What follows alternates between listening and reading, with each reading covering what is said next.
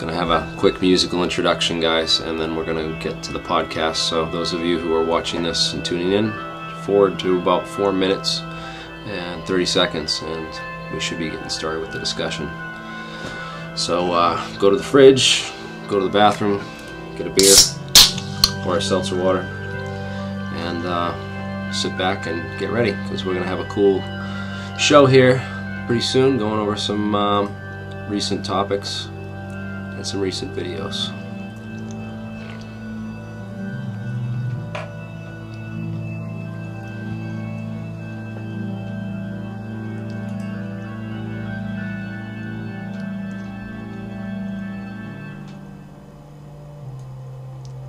And we're live.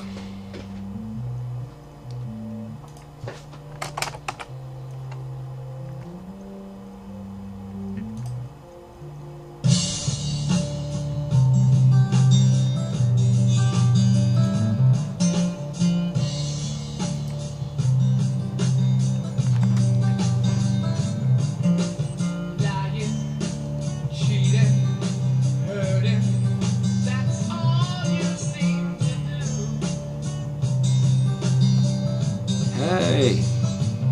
Wow. It says only one watching, but we got 3 people commented so far. Oh, we got 9 watching. Never mind.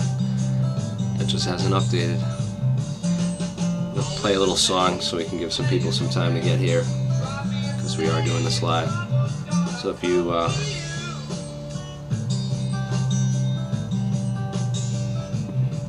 does it? Oh, they just record everything and do data parsing.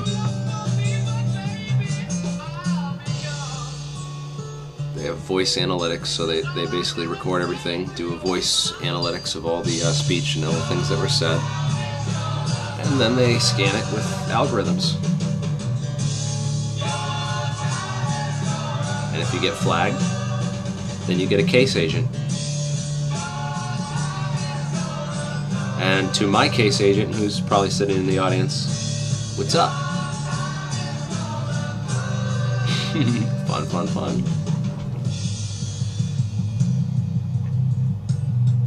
Topic for tonight is going to be Joe Rogan and Alex Jones, Secure Team 10. Just kind of what happened to like the big popular underground stars that are out there that are now huge and popular, and kind of where they came from, and what's going on with that. Just the we're gonna get into some topics and some debates on some things. 17 people here.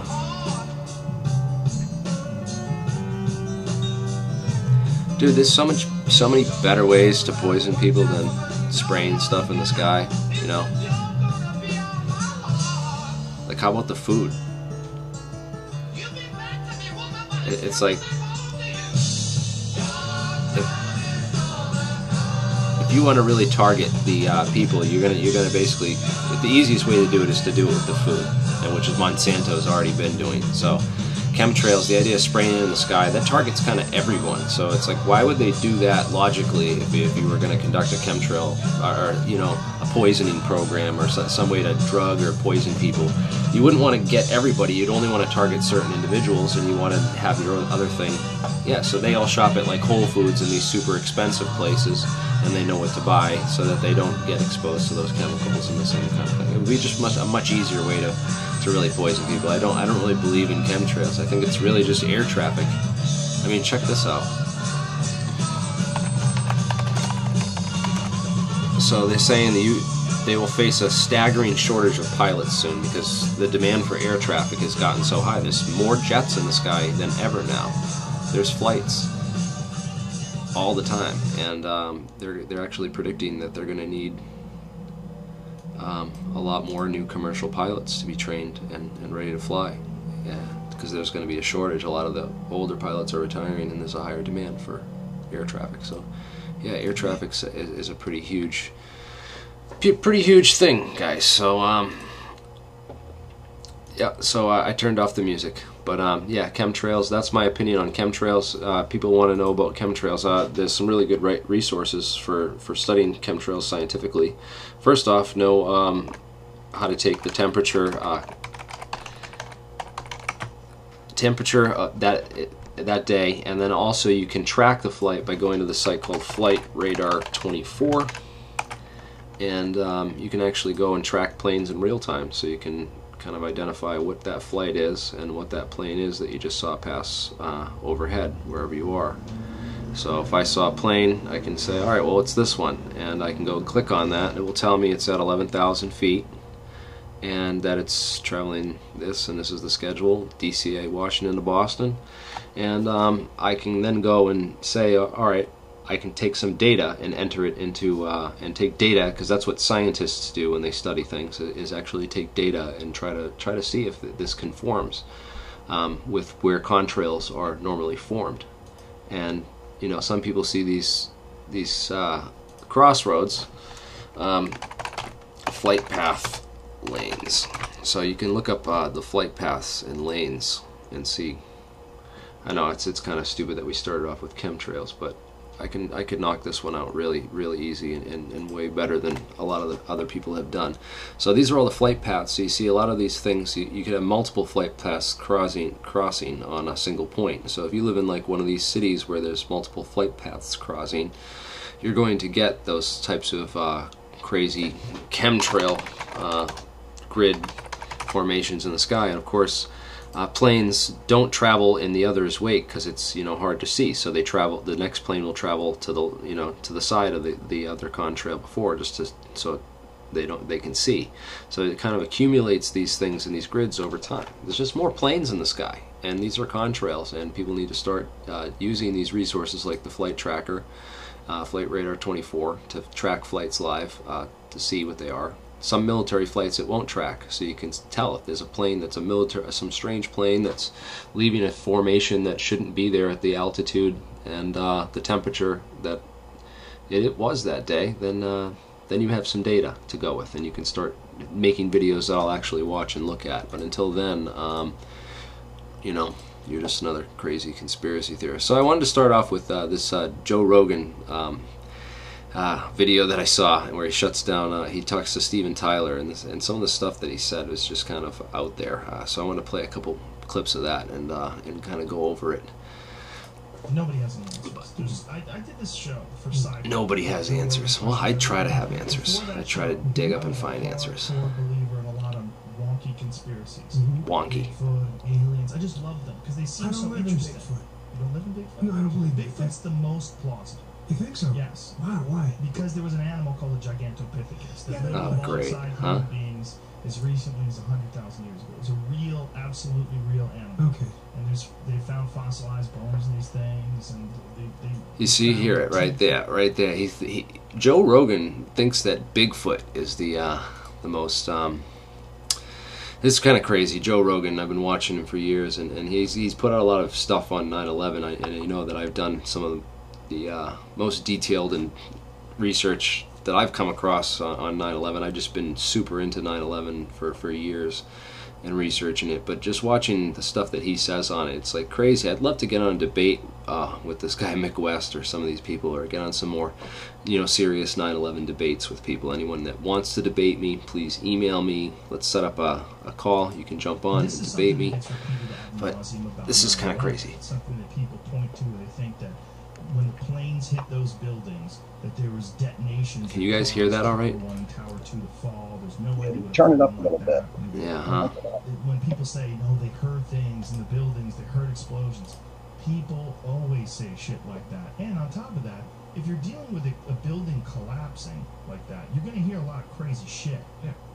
Yeah, there are going to be explosions. Things are falling. So they basically go and it links into that video I did kind of earlier today, because they essentially what they do in this is they go over all the simplest and easiest to knock out most popular theories, which it's crazy. The most popular theories are the most ridiculous disinformation theories out there, and they're promoted and put out there on purpose.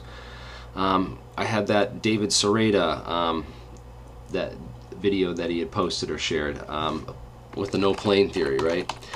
And that video had over 6 million views on YouTube, and the other video I tried to show with Rumsfeld and stuff had only, you know, like what, 100,000. It's just. Well, again, you guys might be able to hear this better. Absolutely not a scientist. Yeah, nor anything that I will say on any, whether it's about fucking air travel or space exploration, anything that I'll say on anything, the caveat that must be stated is I don't know what the fuck I'm talking about. I have no education in these subjects, and I'm merely reiterating things that I've heard people say online. That's like, if you were to say that, everyone would think so, though. You know what I mean? Yeah, you sound confident about that's the problem. You know what I mean? That's the problem. That's awesome. Yeah, I sound like an idiot. Well, just right? Anyways, Joe is not a scientist, and he dismisses the stuff and the eyewitness. Yeah, it's pathetic watching that, and some of the stuff that he's been through. But he basically says that Joe Rogan says that he got this start on. He got his start with this show that he did, and that like really changed his mind. I gotta find that clip where he talks about this, but he essentially like he did the space. He basically did a big show for I forget what it was. What was the show that Joe Rogan did? I wish Joe Rogan, was it the Science Channel or like Discovery or something? I forget where the part is. It was in one of these videos right there. Let me see. If I'm wrong, and I'm super confident. That's how cults get started. Yeah, Again, exactly. So people are confident. People want to listen to them. But I'm super honest about what I know and what I don't know. I'm fucking as honest as is humanly possible, even if it makes you look like an asshole. But in that situation, I do know for a fact that when contrails are more likely, there's a map on a NASA website.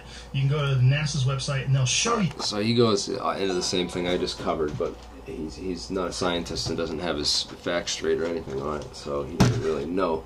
But okay, so I got a guest on that he's just texting me real quick because he's going to jump on, and I want to answer some questions here. So let me see.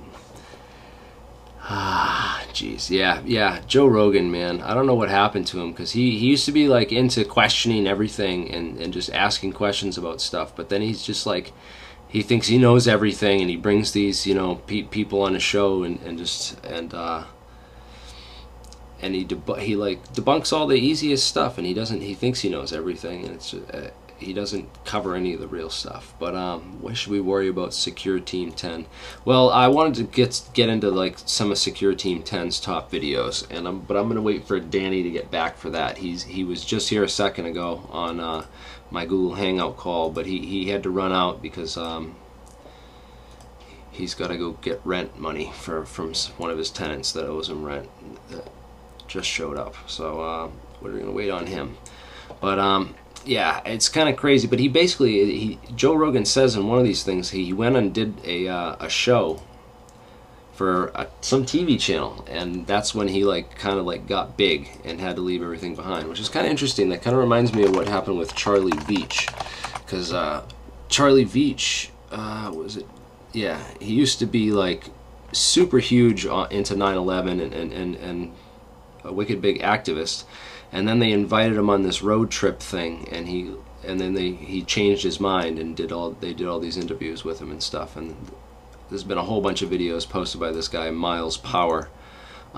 He's posted a ton of 9/11 debunking stuff. I've contacted him and asked him to debate me before, but he never would get back to me. Another thing too is I had set up a debate before with Hover Brothers. Back in December, I'd seen this guy Nate Talks to You. I don't know if you guys know who that is, but you can go post this on his channel too. Because I'm gonna get back in touch with this guy now, because he posted something on you know, it's all clickbait stuff. Look at this, it's like kiddie stuff, you know. This is what I need to do. And one of the things I want to actually do is reach out to people. I want to get like a bunch of college kids that want to do that need content, because really I have content.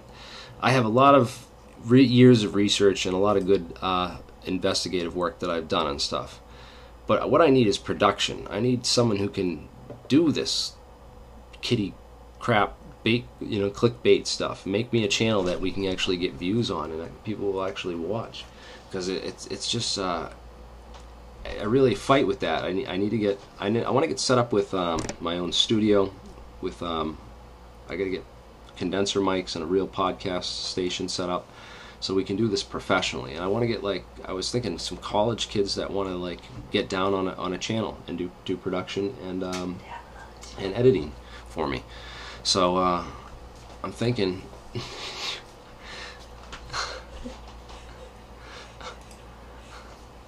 sorry, I was gonna that was, never mind. Someone just walked in on me and did something obscene, but totally threw me out of the loop. But Nate did this video where he did like, oh, I'm gonna cover 9/11 conspiracy theories, and this guy just makes clickbait videos and he's just on to stuff. He never really dug into this or really did a lot of research, and he kind of he was gonna set up a debate between me and this dude Eddie Current. I don't know if you guys have watched the videos with Eddie Current. Not Eddie Current. I'm sure that's not his real name, but he's this 9/11 debunker dude. He's probably an agent because he doesn't use his real name. Oh yeah, this is the dude, Edward Current. Hi folks, Eddie Current here with my last video. Oh yeah. Oh yeah, I got a wife beater on and an A's hat. Oh, this dude was actually going to debate me on 9/11, and I decided not to do the debate because I was about to launch Hover Brothers, and Ken kind of talked me out of touching on the conspiracy stuff and doing that stuff.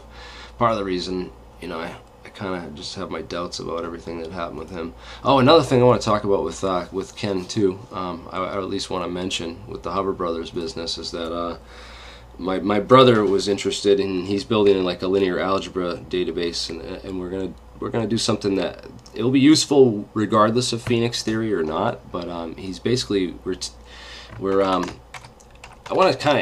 going to use it to test Phoenix theory and build the software that kind of Ken was talking about building to test this. Actually, let me go to the Hover Brothers website that we have because it's still up there. And so we're going to actually put together a linear algebra library, which when you plug in the matrices or build matrices, you also can have tiles where you can have the 10 tiles that you can choose from and drag and drop them on like a triangle grid. Let me see if you can see what I'm talking about. A grid of triangles. So you'll have those triangle shapes with the different quirks or different things, and you can drag and drop them on this grid, and then in real time it will build the matrices from them, or back and vice versa. You can actually build a matrice, and it will show you the particle breakdown for what it is, and vice versa. So we're actually it will be useful for linear algebra and graph theory, but we're going to use it to sort of test all the particle predictions in Phoenix and interactions and the whole particle zoo map layout, and just test it. So that's going to get undergoing development soon, and I just thought people might be interested in that. I think that's kind of interesting. So I'm still getting into the theoretical stuff. I'm going to leave the experimental stuff behind. I've been talking to a couple experimental researchers and stuff out there that I want to reach out to and do interviews with, who are investigating anti-gravity and other kinds of phenomena. But it's interesting stuff, and I want to keep up with that end of this channel and the whole. It's going to stay AlienScientist for sure. But I definitely need to get into the aliens, because this UFO business, 9/11's 9/11, and I've talked about that quite a bit, and but UFOs are a much more popular topic, and a lot of people want to know what the heck is the deal. I've done a lot of videos and done a lot of the science, as my die-hard viewers and followers know, with what I've talked about with metamaterials and invisibility cloaking, and all the technologies that have been developed or are being developed for that, and what they can do with that sort of technology, and the whole idea that if these are interstellar craft, that have warp drive technology. They must have warp drive technology in order to travel interstellar distances. But realistically, wouldn't they have cloaking devices too? So whatever this thing is, you know, and as soon as Danny gets back, maybe we can pick apart some of those videos in a little bit more detail and all this stuff that's going around lately. It's kind of you know, with Tom DeLonge and all these other channels out there too. Secure Team 10. Let's get into Secure Team 10. I really want to wait for Danny to get back to get in on this one. He's probably dude is probably short on the rent. He's probably giving him a verbal thrashing right now. So good luck. Yeah. Oh, this is a good one. Lion's Ground. Secure Team 10 debunk Tyler Glockner's fake videos damage the UFO community. Yeah, well, you wonder why these things get promoted and they get seen so much. I really believe that, you know, it's Google and the NSA that runs Google, that runs YouTube, sort of messing with the filtering processes behind the scenes. It's kind of like how they did a lot of the trickery with Facebook and the back-end programming. And they literally just take guys like this guy's Secure Team 10, Tyler Glockner, and they make these videos go to the top of feeds, and it's all done sort of you know, the people who make the fakest, craziest, you know, warped outest videos kind of go to the top of those feeds, and the guys like me that are just, you know, making these normal, average, you know, we're just trying to like investigate and get to the bottom of stuff videos. You know, ours don't quite have that impact, that shock value, and you know, maybe if I started talking about reptilians and all that other stuff. So yeah, Secure Team 10's research, he's not really a good researcher, man. He doesn't like, I mean, why don't we just pick like your best video and post it. Pick your best video that you think with something and post it, and the thing, we'll watch it, and I'll go over it for you if you guys want. But I really wish my guest was here. Let me I have another fill-in guest that I can actually I might call right now and get on with us, seeing as yeah, test quark fusion, Project Bluebeam, the Black Knight satellite. Oh, hey, you guys saw that thing I posted too. I posted it on Facebook. Let me just go find it real quick.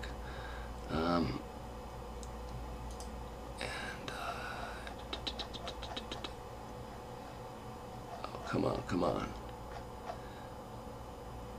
It's on here. Bam. Oh, come on. Tyler Glockner. Oh yeah, the Pentagon's top secret UFO program investigated. This stuff's making Newsweek and headline news. That should tell you right away that it's disinformation, man. And I said by the Pentagon's top secret UFO program, they actually mean one single team of government contractors named Hal Puthoff and Eric Davis, who are among thousands of other top secret study programs. Probably a lot more serious ones, seeing as those guys were out at that Skinwalker Ranch stuff. Alright, so yeah, the Phoenix Lights. This is an interesting new thing I came across, and there's been a lot of commentary and speculation that this craft could have been the whatever this is. This is a large V-shaped thing. Probably could have had some lights on it. But could have this been the Phoenix Lights, that big wedge-shaped thing that people saw? Could this be it? You know, we had talked about the idea that it was Project Bluebeam, that they had maybe been shining those that laser technology that they can use to ionize light and draw things in the sky. They can literally draw stuff in the sky. But yeah, that friggin' technology. Where's that video? Man, the laser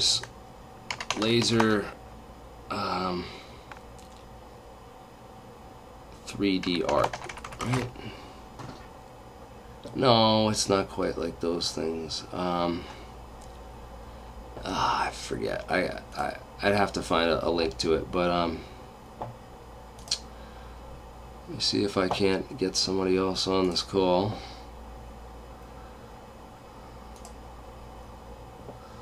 I'll call this dude I've been talking to. Yo, man. What's up, you crazy fuck? Introduction. How you doing, AlienScientist? I'm doing pretty good, man. Why don't you introduce yourself, or I can introduce you? I go by the moniker Frank Bacon, and you can call me Frank. You can call me other names, but it's not about anonymity. It's more of I'm a Steamian maximalist because I am kind of done with all this dickery that's in the the pay for play systems of social networking. You know, you got to pay to play in those things. So right. The boost post, right? See this right here. Yeah, I can boost your that's post. how Tyler Glockner gets to the front of the list. You know, and I've told you I've watched some of his videos before too, but I'm not put off by a guy that just makes everything sound spooky and conspiracy theory. I go by the 7% rule. So 7% is what's being said, whereas 93 is how it's being said. And marketing and media manipulation have been, doing the 93% rule forever. Wow. And now YouTube has been out there and giving everybody with a microphone or a computer a chance to just get their own channel. You're seeing it in like mesmerizing display of repetitious pattern of this. You know what I mean? It's just that the conspiracies have really taken root now because of these systems, because we're able to spread this stuff. I mean, for God's sakes, Jeremy, I told you this, like, what was it, months ago when we were talking about it. I was like, man, check out Flat Earth. Yeah. I'm not telling you to get on it, but if just getting on the debunking side, it would market the hell out of you. So you had talked to me too about this other thing about DTube and what Steamit's own little YouTube thing where you actually get paid, your views or whatever are paid. And well, here's what it is. More scientific way of putting it all together, because I don't want to lead people astray, and I really hate it when people are like, oh, there's Frank Bacon, he's the Bitcoin shill, or he's the Steemit shill. And I'm like, you're goddamn right, I'm a Steemit shill, because I've learned how to use blockchain in such a way that you don't have to do it the old way, the old-fashioned way. There are these new technologies, these new techniques that are rapidly becoming available. So here's what Steemit did. It took blockchain and it built a very, very, very basic rudimentary social networking layer. So what a blockchain is kind of like a programmable money. It's actually the precursor to money, because what you need for money is you need some consensus way, some equally agreed upon way that you're going to bring the money into existence, so that you have the way to shape an economy or an economic system. Okay, right? So we're kind of on the same page there. Right, you're producing stuff, right, and you should be getting paid for it some way. Cause, right. So what a blockchain is doing is it's just giving you the very basic transactional database flow. It's going to just write one page at a time. It's going to move things around on that page, so it becomes like a shared ledger that everybody can see. And then what you can do is you can cryptographically secure your separate information flows in that ledger, so everybody gets to see the ledger. Is there a video anywhere out there like explaining how all this stuff? Because I'm new to blockchain. I've talked with you a couple times, but I still can't wrap my head around why is this better, or what does it mean? Because I posted a couple things on Steemit, but the thing I don't like about it is like you can't delete stuff or you can't change it. Like it's like it's up there, and immutable. It's immutable, baby. It's but that's the nefarious nature of it too, because people think that maybe you shouldn't be able to change things, and here's why. But what about all the I worry about that, because what about all this stuff that gets super popular? It's like it almost that's why things that are getting super popular in Steemit you would think are going to follow this more truth flow, because now there's an economy tied to it. Because what it's trying to do is in other words, because it's a blockchain is the precursor to money. Remember, it's just a flat database is how a blockchain operates. Okay, it's just that database is shared across all the computers in the network. So if you plug your computer in and say, hey, I'm going to run my piece of blockchain code, and then you, Frank, over there are going to run your piece of blockchain code, then our two computers become one, in the sense that they are working conjointly to bring this flat database to everybody's eyes. Okay, so it means that if you're participating on a blockchain, you are the banker, or you are the clerk that checks the register. So everybody knows where everything is. But you can keep everything else assigned like privately through cryptographic security. So I can at least privately assign certain things on the network that are mine and mine alone that nobody else can deal with.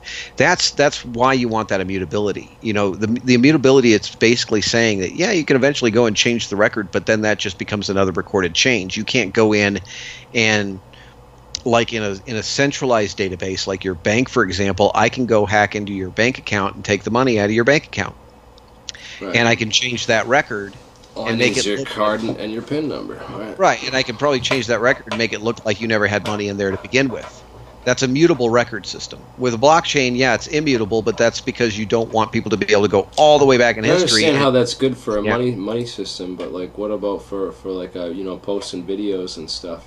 Well, now we're getting into. Like now you're talking about like the fact that that Donald Rumsfeld, where Luke interviewed and confronted Donald Rumsfeld, and only had that video has only gotten like 100,000 views, while these fake no plane theory conspiracy videos get like hundreds of thousands, millions of views. You said it earlier because you were talking about how their back end analytics system puts certain videos in front of people and all that stuff.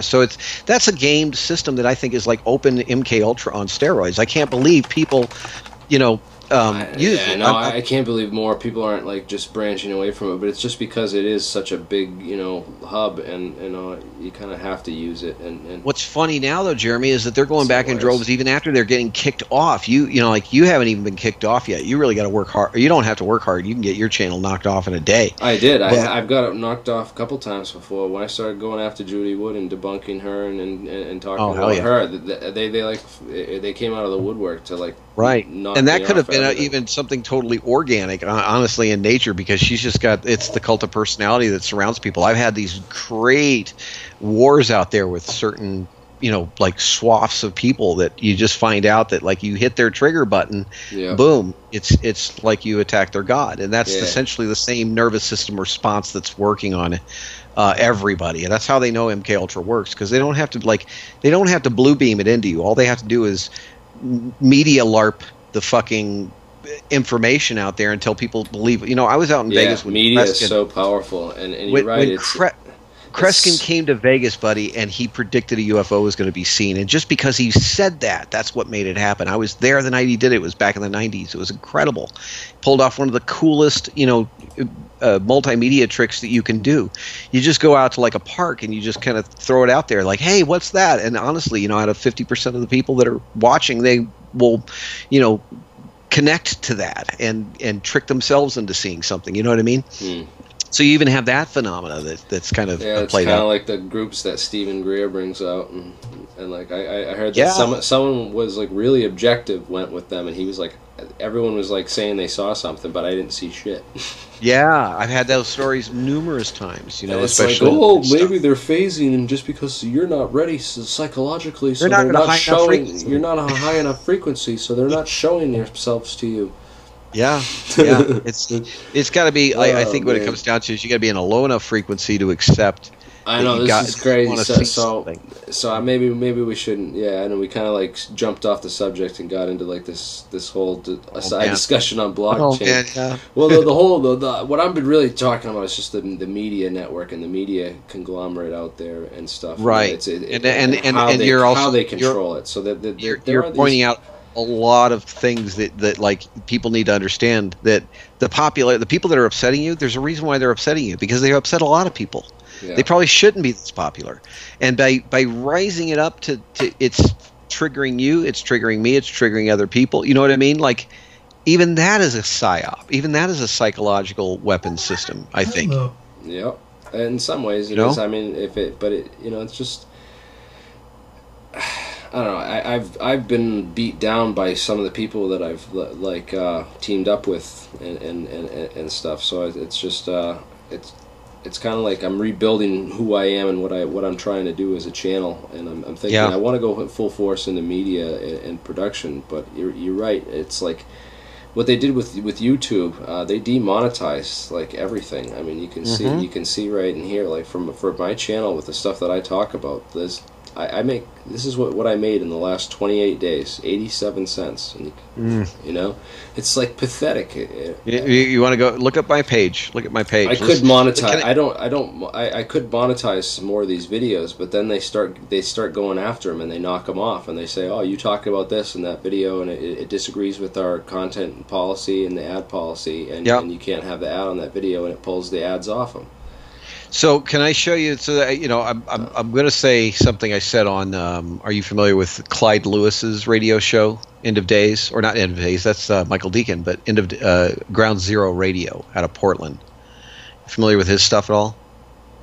No. Okay. Let me look this up. What's his name? Oh, it's just fun. Well, you should look it up on YouTube, and I'll show you what I just did to him the other day. So you're on YouTube, right? And I'm looking at your analytics here. Yeah. And this is what you've done in the last couple of days, 28 days, 30 days? Yeah.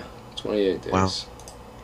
Yeah. See, I think it's cool to have a dashboard like this, and this is why people are going to hate something like DTube, because you don't have this kind of stuff yet. You have all the raw meta, and we can build tools that will give this over time. But these guys get way too much credit for having the flashy UI, the user interface, and that's one key that it's tough to beat YouTube, because they've dumped all this. Look at that! It's a simple little UI, great user interface. And if you were trying to build a channel and look at views and all this other stuff, this is a dream come true. But it's an illusion. It's an illusion. It sucks the people in because all that stuff belongs to them. It doesn't matter. In the end, they're the ones that give a shit about all the views and things and whether they can control the story. They're making money on it regardless, because they got ads on all their stuff that they make money off. Exactly. So they're basically, I'm putting this work out there to put it on here, and they're making money off it, and I'm not making stuff. I'm not making. So 2 years ago. By the way, if people want to, they can go to my website, and I put the donate button all the way down on the bottom, because really donations aren't my priority. But if you want to, I did lose a lot of money with the whole thing that went down with Hover Brothers, and I refunded everybody. All my people. That was a solid move, by the way. Nice work. And I just I've gotten down to refunding the last couple of bits of people. Let me see if I can find this so I can show. I want to literally show people this. And I got all the refunds done. $1,000 paid back. Thousands of dollars, like $500, a couple $500 donations. Like everything's paid back, and I still got some money left over. It says that there was an open case, but oh wait, I can't log in now. It said there was an open case, but I just resolved that, so it should. It's fair. You went through a hell of a lot of trouble to get all that money back to the right people. And remember, we were talking before all this had happened. I had spoken to you and Ken, and I'm very surprised by how it all turned out. But I'm not. So surprised. It's just that he wanted to be all secretive about this, and he wouldn't give me answers for what. I had problems with the theory, and there were holes in it, and I wanted to get the information, and he's super paranoid, which is a big problem. That's a huge problem here in the movement, is that everybody's like super afraid, and the fear just like it paralyzes people. There's people that know information that don't want to come out because they're too scared. And if everyone just came forward and put stuff out there like all at once, like we should have like a day, right? 2020 is coming up. I swear we should have like a day on 2020 where it's like Revelation Day.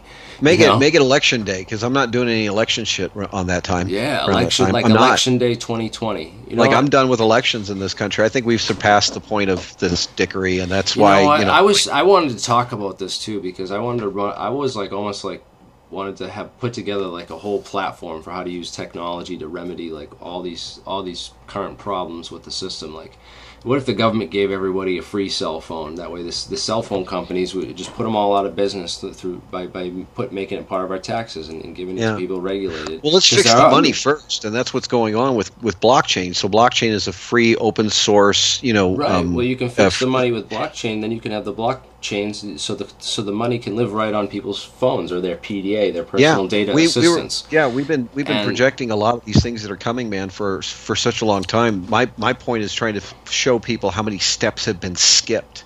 Because I'll tell you what, it's deconstruction right now. There's deconstruction events. So, for example, you know, the people going through the trouble of the typical ICO, like what you just went through.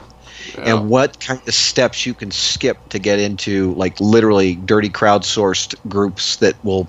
Well, I told you about my fusion work. The fusion work that I've got, I could recreate an experiment that would be under probably $1,000, probably under $500. But then I can open source it in such a way to ask multiple people, like, here, duplicate this experiment in such a way. Let's get multiple. It would be like the Pons Fleischmann thing, but not in one building. You see what I mean?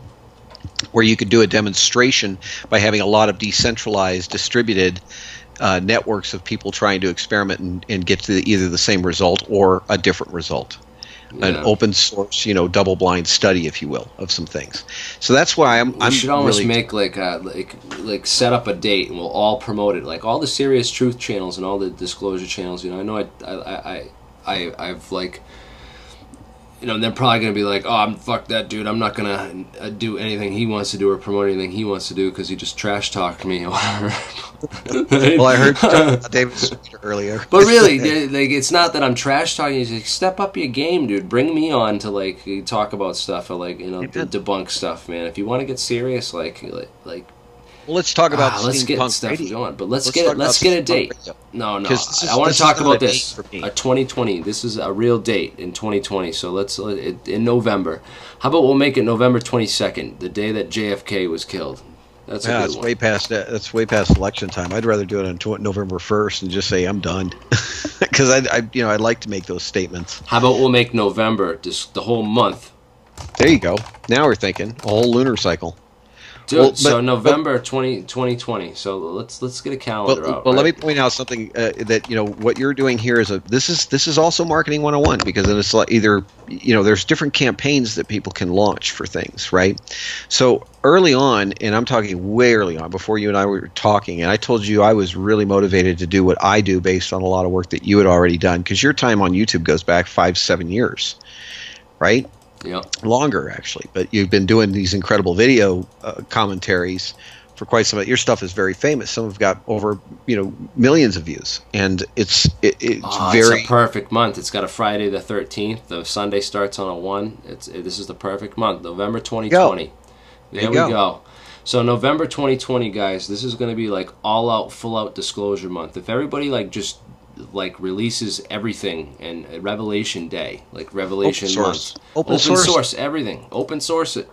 This will be the day. And I'll tell you who will get behind you on that is that guy Robert David Steele. Let's all get it. Let's all get behind it. I'm gonna put out a clip from this and an individual rock the hashtag video. and make it part of the studio, the radio network, because this is what I've been working on, you know, for a while. Like I said before, you and I were talking, was the campaign I wanted to go on was decentralized networks. And one good way of keeping a network together, you know, radio, with the way bandwidth works and how you can keep it. What's going to happen is they're going to be friggin'. They're going to be coming out with some serious disinfo. Yeah, they're all going to just drop disinfo. That's the thing. Is even if we have this disclosure month, you know. I think Paul Czar's like Robert Steele is a disinfo shield. Surprise. Yeah, but he's open source, man, and I'm going off of a lot of the published stuff. I don't trust anyone. Like, I'll do this for Paul's benefit, but I'm well aware of Robert Steele's past kind of flaws and things like that. I like the guy because of his open source work, especially in covering like how intelligence agencies have been working and what they've been getting away with. He's written a lot of papers that many people don't know about, and like, you know, I started doing. Not the YouTube thing. I went after the literary side of things. So I was going to show you, like, you've got YouTube up and you're showing me all these great analytics. Can I show you some cool things on my side, like through my business? Yeah, let's let me do that right now, and I'll go ahead and play it in chat. If you want to keep that up, that's fine. I just need to share your screen on Skype, and that, yeah. You got the floor. Let's do that. Get back over to Skype. I'm gonna have the comments up over here so we can answer some questions if anyone. This is how radio should be done. So yeah, the 2020 vision, dude. That would be an awesome idea. Just for 2020, we're gonna have this whole thing. You know what I want to do is we'll get the studio set up by then. That's essentially what I want to do. I want to have my own studio and be able to, by 2020, I want to be able to quit my job as a carpenter and just work full time doing media production, because I'm tired of busting my ass and my hands and my fingers and my knees and just my body. So I'll tell you my story. First of all, thanks for having me tonight, Jeremy. This is absolutely an honor for me because, like I said, I've been watching your material for quite some time, and years ago it had a profound impact on me. So I go by the media name Frank Bacon. It's just Frank and Bacon, and you can look it up as like just the @ sign, like you were doing at Twitter, FrankBacon. So a lot of reasons why I chose that pen name, and it's kind of a pen name for a project. I'm just showing off how I own the name, and it brings up right off the bat pretty much things that are me, except for the Twitter handle. The Twitter handle is not me. This guy here, I'm actually kind of happy that I'm confused with. So, because people are more slated to... Okay, this is going to sound really strange. So let me set this up. Go ahead. I'm sorry. What were you saying? Let's get... I don't know. Let's get to a point. Okay. Well, here's the thing. This is not me on Twitter. This is me on Steemit. All right. So you can always find me steemit.com/@FrankBacon. And so 2 years ago, when I was going through my phase about wanting to build content, run a channel, produce something, all these same things were running through my mind. So whereas it took you 28 days to make, you said 82 cents, right? Here's my post from 5 hours ago. I already got 82 cents earned on it. That's nothing big, but hey, I'm just comparing to what you just showed me after 28 days, and that blows me away that you're only making 28 cents on YouTube. So this is just one post. It's not too dissimilar from Twitter, only that posts are really, really long. So what you're looking at is such a rudimentary, basic blockchain that you could use it like a brand new website. So that's why I've got my basically everything that makes my brand. Just what I'd like to be able to do is, if this is with that DTube thing, is like just copy my videos directly over from YouTube to there, and at least until I get my following. And there you go. You got to build it. You got to build it over time. Because nothing about this network is designed to do it for you. But there's got to be like other networks like this, or other like Minds.com that Bill Ottman runs. Yeah. Yeah. That one's kind of, it's like another one of these social network. But it's a centrally controlled database within their servers that 10 guys run, that you have to trust that they're not going to run off and do anything with the network. What this is built on a blockchain. So what we're actually interacting with is interacting with the tech. That's the underlying tech, the blockchain, which is the precursor to money. And they have designed a way to make this into kind of a money. And I've cashed in thousands of dollars on the work that I do on here, not just with this account. I use other accounts. Sorry about the bleeps and bloops in the background. Today, my account is only worth an estimated value of about $2,000. But I want to explain to you what this is and what this account represents, because it represents exactly what you're doing on YouTube, only in a literary sense. I don't want it to be literal, so let's be literary. You're in media on the video side, like multimedia. Look at this as media as in the publishing side, the written word, okay? And so what I did 2 years ago was say, okay, this is like a new piece of real estate. This is real estate that you can bury in a blockchain that's immutable, that lasts over time, right? Nobody should be able to come and co-opt this. So I began my mission of starting my own sci-fi work, my science fiction novel. So when you're looking at Frank Bacon, you're looking at stuff that's written in fiction. And my friend, let me tell you something. I'm having a madman's wet dream, dicking with all the people that have like issues. In other words, everybody that's your worst enemy is like my biggest promoter. Not directly. I'm saying that people that have that problem with reality, that are so detached, they want to argue with you about everything. Yeah. Well, I bypassed all that because I'm like, look, I'm just fiction. Here it is. Try not to get too upset about it. You know what I mean? So I got my other guests that I was gonna have on to discuss some of the stuff, go over some of the Secure Team 10 stuff and some UFO stuff. Finally got back, and I want to bring him on. And sure. You want me to mute or step off? I can do either or. I can give you back your night and just watch on the from the chat room, and or do you want me to mute and just we're sit quietly? We're gonna have you on a separate show just to talk about this specifically, you know, and get more like in depth in it, because I want to ask you more questions about that on a separate show, and I kind of want to stay on the topic that I wanted to do with this one. Just, thank you very much for having me tonight, and thanks for filling in, and a lot of people actually know who you are from the feed here. So right on. We'll get back to it at another time, my friend. Thanks for your opportunity tonight to talk. All right, man. Thanks for sharing with us. Take care. All right. Bye. Take care.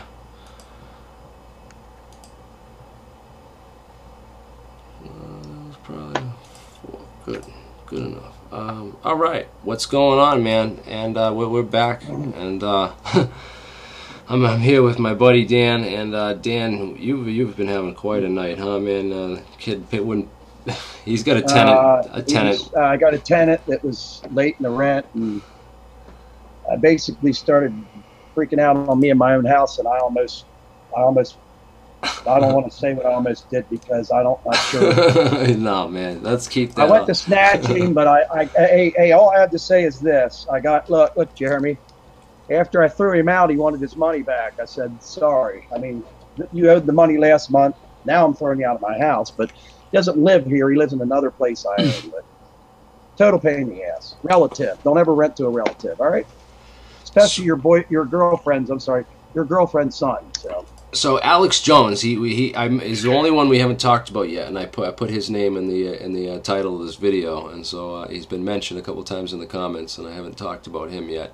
But man, what happened to that guy, man? He started out. I was watching Alex Jones. I watched Terror Storm and Police State, 1, 2, and 3, and all those like crazy videos that he was coming out with way back in the day. He really got famous with the Waco thing. I mean, that's where he got his start, was with the Waco thing. But then he actually I mean, people give him credit for predicting 9/11, but he got that from Bill Cooper. Bill Cooper predicted 9/11.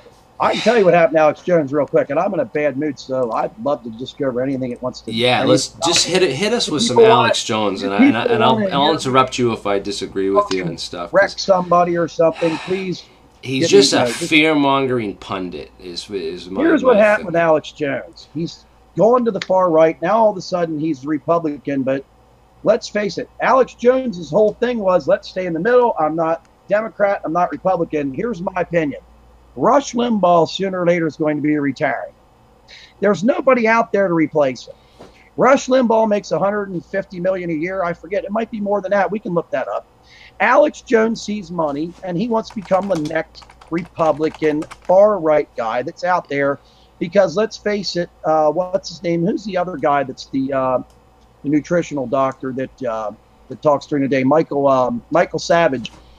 He's out there too, but he's getting up there. Alex Jones is a couple years. Actually, Alex Jones in here. Well, it's crazy how these guys are totally anti conspiracy theories and 9/11. They've flipped out on the 9/11 conspiracy and stuff. But when Alex used to be huge into promoting 9/11, and then Alex what was the thing about Rumsfeld today? See, I was watching the show, but then I got enamored with a bunch of different things today. There's a huge thunderstorm going on right now, by the way. So I just want to let you know that's part of the problem. We couldn't get the guy to leave us here. Alex Jones, in my opinion, is looking for money right now. The fact that he's being sued, there's a lot of really frivolous lawsuits against him that are crazy. But hold on a minute here. Sandy Hook is a lawsuit that's being brought against him by all the parents. Now it's 9 families total, and I think they're suing for $100 million each. Yeah, that's Sandy Hook. He really messed up with that, and I posted on Facebook that he deserves it because he really did. He just took advantage of that. He knew he was promoting disinformation, but he did it anyway just to. Well, and he tries to lie and say, I never said that this ever happened, and they've got the show clips. Here's the whole thing, though. What they do is Alex Jones, I watched him yesterday, and he had maintained it.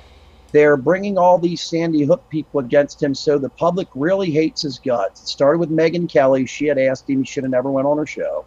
And he claims that they're going to kill him, and they're going to use that and say, oh, he was a piece of shit and lied about Sandy Hook, so who cares that he got killed?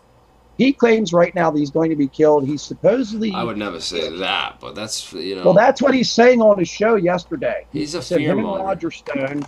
Sure, he's fear porn, is a lot of it. And you want to know something that's interesting?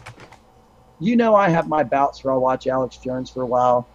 When I watch Alex Jones, my anxiety's heightened severely because he predicts all this bullshit that's going to happen in the next week, and none of it's ever come true that I can remember. Well, if one thing comes true, he'll repost it and come back and be like, "See, you see, I said this was going to The happen." globalists, the globalists, folks. The globalists, folks. The globalists. Yes, the globalists, the global elites. Now, one person he has been hammering, which I love, is George Soros. Dude. That guy there. Terror is Storm was a- awesome, man. Terror Storm was Yep. the shit, and Alex was the man back in the day when he was, you know, really putting together like this stuff, exposing, you know, really trying to expose real stuff.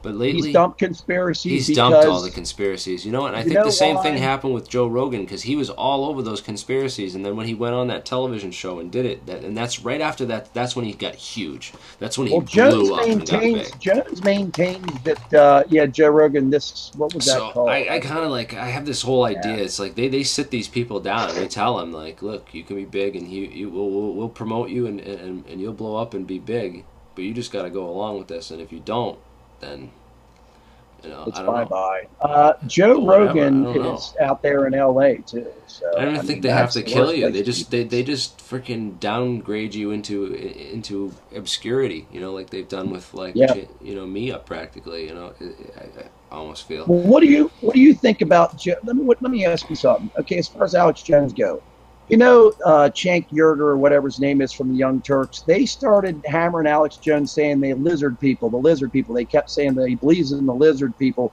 That was a David Icke thing. He had David Icke on his show. Do you think that Alex Jones has new management possibly that is trying to guide him in a direction towards Trump?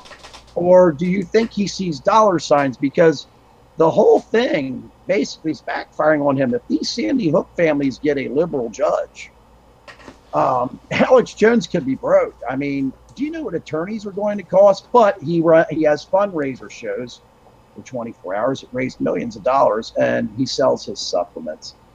Him and Jeff Bezos are at it Working from out. Amazon. Jeff Bezos and him have been at it. What's your opinion on exactly why he dumped conspiracies? Because I think it's different than Joe Rogan's experience on why he has.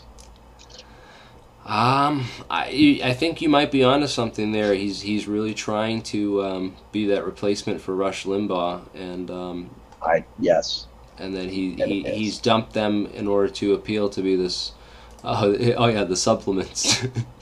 Yeah, I mean, he's selling, there's a couple guys that have taken every supplement that he mentions, and they feel no different. They gain no weight. They lose no weight with the muscle mass and all that stuff. If Alex Jones' supplements would work, let's face, he wouldn't be as fat as he is. And, he literally is the only guy I've ever seen that needs, like, liposuction on his face. His face is much fatter than the rest of him, which tells me he probably had liposuction on his stomach and stuff, because it just doesn't make any sense how fat his head is. But Oh, I man. think Alex Jones sees a lot of money. He's just a meme, dude. I That's right. think Joe Rogan. Can anybody name the name of that damn show? Joe Rogan knows everything, or Joe Rogan inspects everything. What the hell's the name of that show? Joe Rogan had. Someone out there help us, please. Joe Rogan states that when that show came out, that when he started to talk to all the people Questions that believe in Bigfoot and all the alien people that believe in UFOs and all that stuff, he said that he just felt his bullshit monitor went through the Yes, roof. I was trying to talk about this before, and you were friggin', shaking your tenant down for money, and I was like, I couldn't have this, and it wasn't there, man. It's actually not a tenant, but Yes. it's my son-in-law, if you want to call him that. It's Questions he tried to everything. destroy It was my when house. he did this show. It was when he did this show. It was whoever the producers were, or whoever. I don't know, man. It's really hard to tell. Like, what. I'd like to get him and sit him down and ask him about it, and really pick his mind on what about it made him change his mind on everything. Because Well, that's what I heard him and say. I really differ on what we are kind of into. I mean, and Bigfoot, why even bother, man? Well, he has Eddie, yeah, Bigfoot. Well, that's because he smokes a lot of weed, and all those guys from Humboldt County are the ones that claim they see Bigfoot. He has Bobo Fay on there from Finding Bigfoot or whatever on there, and you've got a lot of guys and a lot of people that have seen something out in the woods. People see ghosts, apparitions. How do we know that Bigfoot's just not some type of ghost that's being seen in the woods, some type of primitive man? How we would shrink, though, I don't know. How do we know that they're not seeing some type of ghost due to, like, some type of entanglement? I can't explain it. Bigfoot, I live near Mothman, Gettysburg. dude. I live near This Gettysburg, is Pennsylvania, and ridiculous. it's the most haunted place in the United States, and people see soldiers up there all the time in very weird spots, and there's films and there's crazy pictures. Yeah. I mean, because the fact of the matter is this.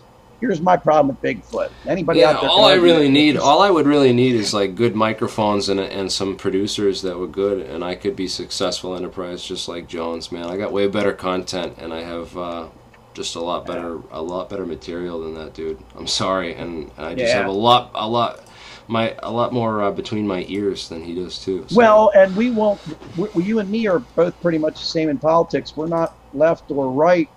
We're in the middle. If you stick with one party, you're just totally stuck with voting in that area, it seems, and that just is ridiculous. Yeah, Joe Rogan's all right, but he's just a shock jock. He's in it. He's not in it for the truth, and he's not in it for like getting information out, or like he said, he's not a scientist. He's not trying to like analyze things. He's just doing it for entertainment. That's the only thing. He was going after Hillary Clinton a couple of months ago with that Seth Rich murder, which is very interesting. And I thought, wow, he's treading water.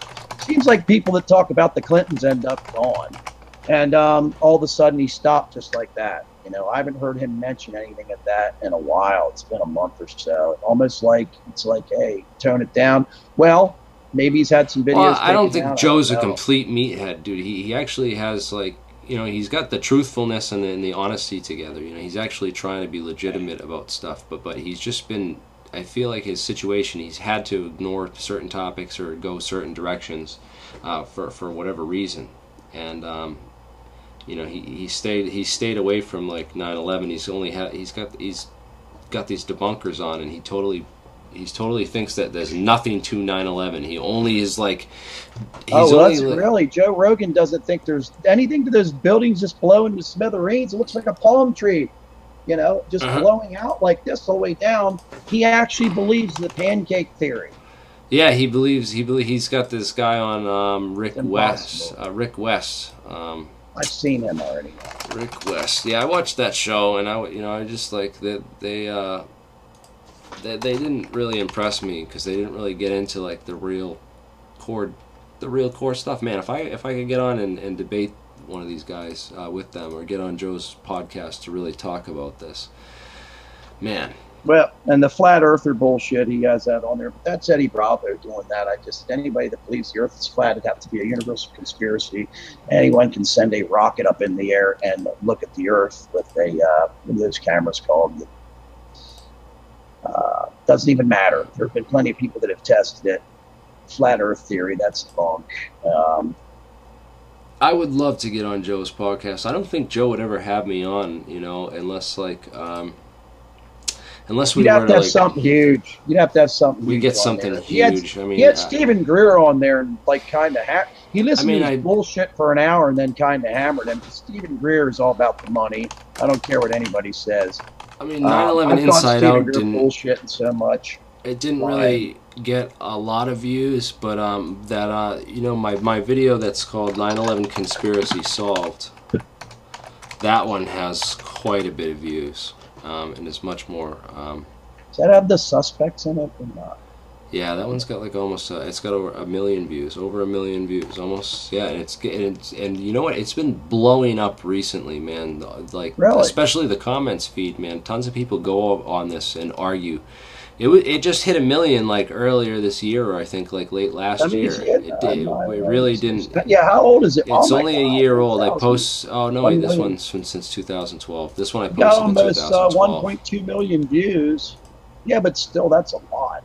Alex Jones actually had your one video on one time. Yeah, no, he did. He talked about it, and people have brought it up on his show. He wanted you to contact him, and he's actually trying to hire people. That was a while back, but he was very blown away. He's seen a number of your documentaries and loved what you do. So that's a fact. I remember it. I remember you talking to him on the air. Right? Yep.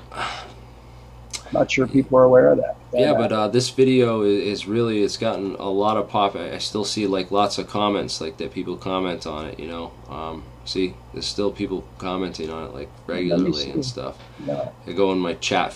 This goes in back and gives all my comments and stuff. Oh, Wow. That was an X-rated image that someone had for their profile picture. Oh, jeez, I didn't even see that. But yeah, there's still get people commenting like. and legitimate like random real names, and they're like, great video, thanks for this, you know, like, wow, you know, like I thought there was nothing to this, and I was, you know, beginning to think all these theories were bunk, but you did some really solid research, and you know, like stuff like that, like you really changed my mind and like woke me up, and I'm going to show this to people, and you know, that's the kind of stuff that, I'm sure I already seen this. I remember the I would never work for AJ. Out at the very beginning. I remember. I want to get my own. I want to get my own channel together, and I want to get. There's other channels out there, and and people producing videos that deserve to have like a real channel, like a real network that we could set up and pull everyone together. All like the quality people, and I think we should really try to network and set something like that up together. There's a lot of people out there talking about it, and I got a lot of other people that I talk to. And I'm thinking like a different person that I have on every night just to discuss different avenues in different areas, because there's all kinds of different stuff out there to discuss. And I know we should.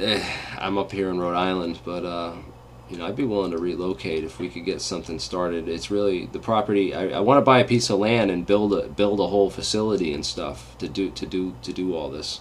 And also set up there. Go ahead, I'm sorry. And also some research like on the side, and you know, something we could build into something else. You know, like if I had a media empire to start this off, and then we could branch out and start. I want people that could want to go and do interviews with labs and other scientists and get paid to do it, and we'll get like the interviews and everything posted up. It would be a really great thing. I think we could. There's a need for it right now. There's these people like Alex Jones that have dropped out, and there's really a lack of credibility in this area. I mean, To the Stars Academy is like and Secure Team 10. They've kind of fallen apart, really. I mean, they're still trying to cling on to these media connections that they have, and they're getting these. You know who keeps posting on it? It makes me laugh. George Knapp did another video again the other day. Commented again on it. And it's like, you know what? It's because the Bob Lazar stuff is so dead, and he made so much money off that with his UFO videos and all the stuff he's been involved in. He wants to try and cash in on To the Stars, hanging out with Jeremy Corbell, Kenyon Lockyer, who's producing a new Lazar video, which is a joke because. Yeah, what the heck is that guy? Lockyer, Corbell? What the heck, this guy? Jeremy Kenyon, Corbell, Lockyer, and there will be a paper debuted on this channel very soon that will absolutely prove, beyond any doubt, this guy. I follow this dude on Facebook, and I just like, man, everything he posts, I can't believe that he's like super popular on Facebook too. Let me find this dude. Oh, ask how popular is at John Lear's house. He was apparently was booted out of there for. He hasn't blocked me or unfriended me yet, but I've been posting like stuff on everything he posts, like just like, oh, here, check this out. He hasn't done he got into ufology like 4 or 5 years ago and thought he was an expert. I talked to him one night for 5 hours, and he has no clue about anything. Yeah. Nothing. These guys nothing at all. I thought he's a beginner. It's going to take him 10 years to understand that Dan Burrish is totally full of shit. So. Right. He's so far behind on his research, man. Why don't we do some stuff? Let's do some like the truth doesn't matter, man. Let's do some popular cases that you think we've debunked that haven't really been permanently debunked. Oh yeah, Jordan Souther was supposed to have me on, man. Destroying the Illusion, that dude. Someone mentioned him in the comments. Destroying the Illusion. That guy, you know, he's doing it. he's taken off, dude. His channel is gotten big, dude. And all he does is just parrots information that's already out there. He hasn't really like Show me. I don't think he does a really good job at just analyzing or digging into stuff or giving his opinions. He kind of just Joel Harvey, you're regurgitate. exactly right. Joel Harvey says just the YouTube stories being recycled for money, and he's right. Yeah, it's just regurgitated for money, and he's just trying to like recycle these stories and stuff and put it out there. It's really what I've seen. He hasn't, and he doesn't give any objectiveness or conclusions or draw any conclusions on stuff or give any supporting evidence or links to additional information. He just kind of like, oh, he was talking about Ralph Ring and all these other guys. You know what really sucks about everything that's going on with YouTube right now and the blow up of UFO videos is, I used to scour every video that I could, Jeremy, if you remember that. Every single one of them I could, but there's so many fakes out there. It's impossible to find one that's possibly real that would be a true UFO case as an unidentified flying object. It doesn't mean it's an alien, per se, but there's so many fake videos out there, and you got to wonder, like a lot of these channels, like Third Phase of Moon, those guys are a joke. Yeah. They produce so much fake shit. Tyler Glockner from Secure Team 10, you always notice it's an anonymous person that sends him the video most of the time. Yeah, an anonymous person. He's just pulling them off. He pretended to be a NASA scientist and was busted because his lisp and accent was identical to the supposed NASA scientist, and the guy filtered his voice, and you could tell it was him interviewing himself. Geez, he took the video down. I mean, there's guys making big bucks out there, but the truth doesn't matter to these guys because they want you to believe everything that's posted.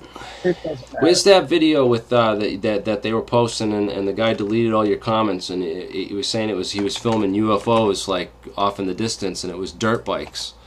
It was really. Oh my gosh! Now that is a guy named. Let's see here, because he changed his name twice now. It used to be. Now it's, I think, UFOs over in Nevada, and he goes by the name. It's actually mountain bikes up on the hill, coming down the hill with lights on. And I actually showed him the actual place. His name is. Hold on a minute. Yeah, you showed a video of the actual place that was filmed during the daytime. Type in Steve Barone UFOs, and there's all those mountains and trails and stuff. Yeah, and every time the mountains, the UFOs he films are almost every one of them are below the mountaintops. And I showed him the actual mountain bikers that were coming down the hill from their view footage in first person, showing them coming down what he calls cliffs, mountains, whatever. There's a ton of mountain bikers in Nevada. Here's his channel, Jeremy. It's UFOs over Vegas -- Steve Barone. BARONE. It's clickbait, and this guy, it's just. Yeah, he's on disability, and I think he's trying to make some money. But this guy completely ignores the fact that you can rent helicopters in Las Vegas and fly them around. He has a light amplification system that's on his camera that lights he's seeing from very far away. Regular people are not seeing them via mountain biker lights that are coming down a hill from 13 miles away. He can see them because he's got a light amplification system on, And I proved it to the guy, and sure enough, he started deleting my comments left and right. And a friend of mine these guys don't care about the truth. They're just trying to push beliefs and push nonsense, man. It's crazy. Like this. Look at this clickbait. This guy. It's like some. This is his video. Danger Zone. What did we just find in Area 51, 2018? Well, since when did Rachel, Nevada turn into that's Third Phase of temperate zone? This is this is ridiculous. Such a lie. They're in Hawaii, by the way, saying that it's Area 51. Did you notice that? This is Hawaii. Area 51. Brett and Blake Cousins. Look at Hawaii. Look at this. Yeah. Look at that. That's definitely Hawaii. Look at the volcanic. They're identical twins, and they're complete idiots. But they've made a lot of money over the years. But everybody pretty much knows these guys are liars. This is footage of a volcano. This is footage of a volcano in there, and he throws Area 51 on there, and he puts 81,000. It's only a week old. Wow.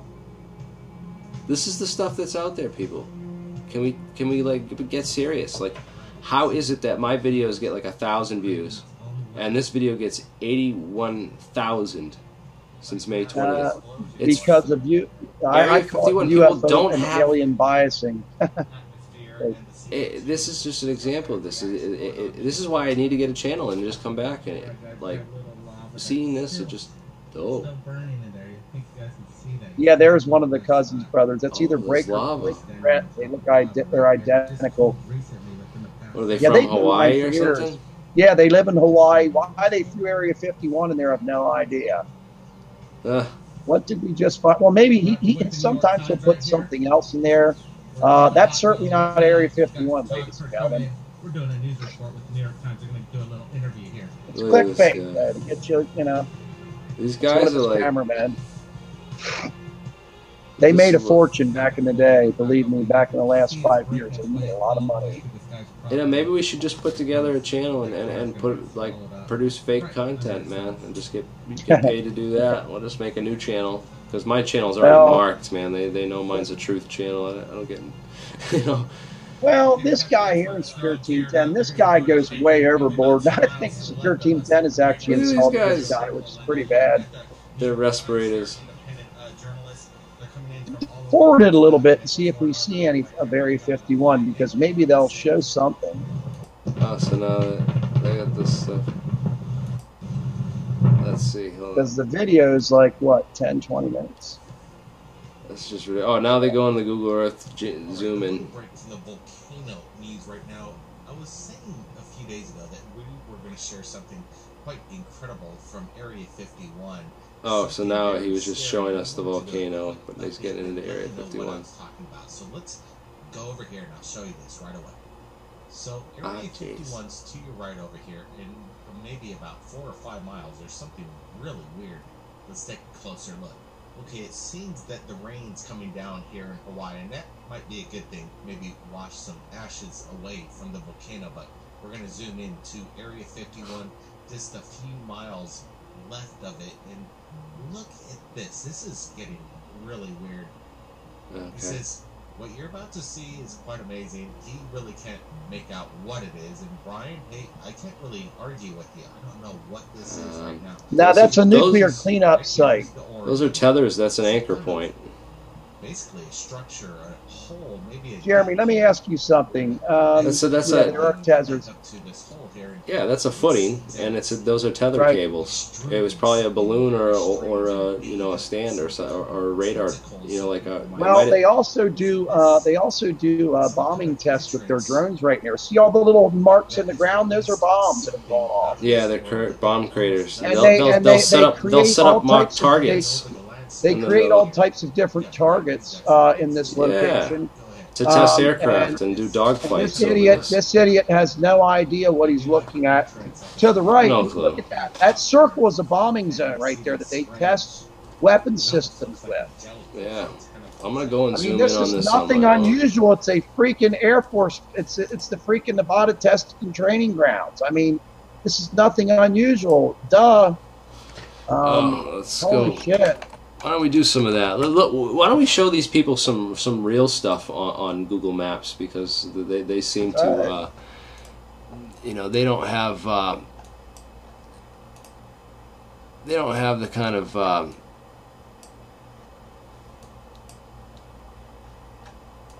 information we do. So I'm going to go into this. Let's go to Rachel, Nevada, and we'll go over some things for these people. Oh my God. Here's Las Vegas, right?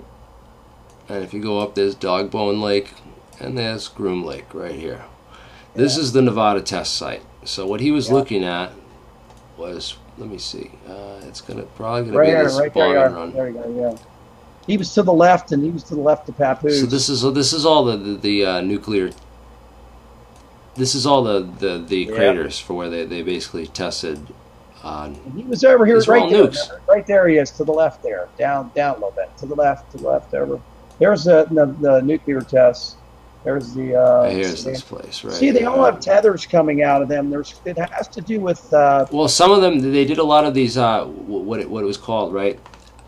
these They nuclear do all tests that where stuff where and they want to see what the a nuclear explosion will look like, because you drop a nuclear bomb, sometimes you don't release it.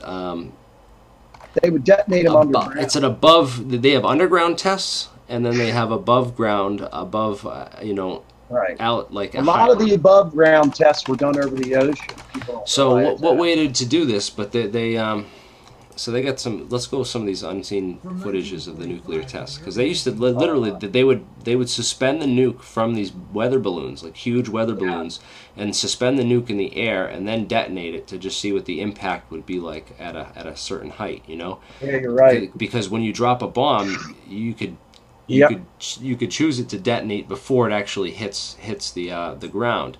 Because if you detonate it a little bit above, you could maybe actually get a little bit more blast from it. So, and I'm sure there's an explanation for the tether. I'm sure this if at they the release Nevada some of nuclear these test site, if they release some of these videos, they probably have it. But that's what my guess is what it would have been. Either that, or what they do is they'll make a tower, a radio, like a radio tower, one of those huge radio towers. Well, remember, they would have stuff suspended in the air also to see what the blast would do to whatever it was they had suspended in the air as well. So you could suspend it in the air. An aircraft from a balloon or whatever, and then the tether would hold on to it and keep it in place. Right, but these are tethers that hold these radio towers in place, and you see how there's several of them, and they're all anchored to a single point, right? Yep. Yeah. And so let's find that thing. Where is it? Where is the thing exactly that he was talking about? I want to see where he zoomed into exactly. You were right in on it. That was part of it. It was just typical. It was typical bullshit that he finds to just put a video up and try to get views. If I were Google too, if I were like the NSA, I'd go and like blur out that area right after he makes the video, so it seems more suspicious, so that everyone's looking in that area, and it's like, really all the real stuff's blurred out, man, completely. But yeah, I don't know where the heck that tether thing. Let me go back to that video so we can actually find this. Where he zooms in from originally. All right, so here it is. There's that thing. Okay. The rain's coming down here in Hawaii, and that might be a good thing. Maybe wash some ashes away from the where does he zoom into? We're going to zoom into Area 50. Oh, right there. Boom! It was right there. Yeah, that's there. It is. So here it is, right? So let's just look for a second here. All right. 1, 2. I bet there's another one. Oh. Yeah, up there was one. There was one up. Yeah, right there. See it. There's a big concrete plate. There's a concrete plate. I don't see the tethers on that one, but this one's got the tethers. Yeah. It's got these bands that go down to that link up to a single point. So this looks like an anchoring, a footing. That's a big concrete footing. There's 2 other concrete footing or platforms here. This looks like a location for nuclear tests, but alright, well here's another one right here. It almost looks like another one of those, the same shape of a footing, but the tethers aren't there. Right. So all I'm looking for is like a third one geometrically opposed, in a triangle, so like 1, 2, 3. It almost looks like there was one right here. I don't know if that's the perfect equilateral triangle. But it almost looks like what you'd see on in a radio tower. Yeah, I mean, you got to remember so I know there's some radio towers. There's all kinds of construction that was done to see what would happen with the destruction of an atomic weapon, and I think you've nailed it. I mean, they were suspending things in air. They were. There was a lot of things going on. I've done a search right here. I want to kind of. I'm trying to find. I know there's a bunch of big antennas in Newton, Mass. that I've always seen off the highway. So I wanted to kind of find those and show people what they look like from a aerial perspective, so they could kind of see. Let me just do antenna. No, let's see that.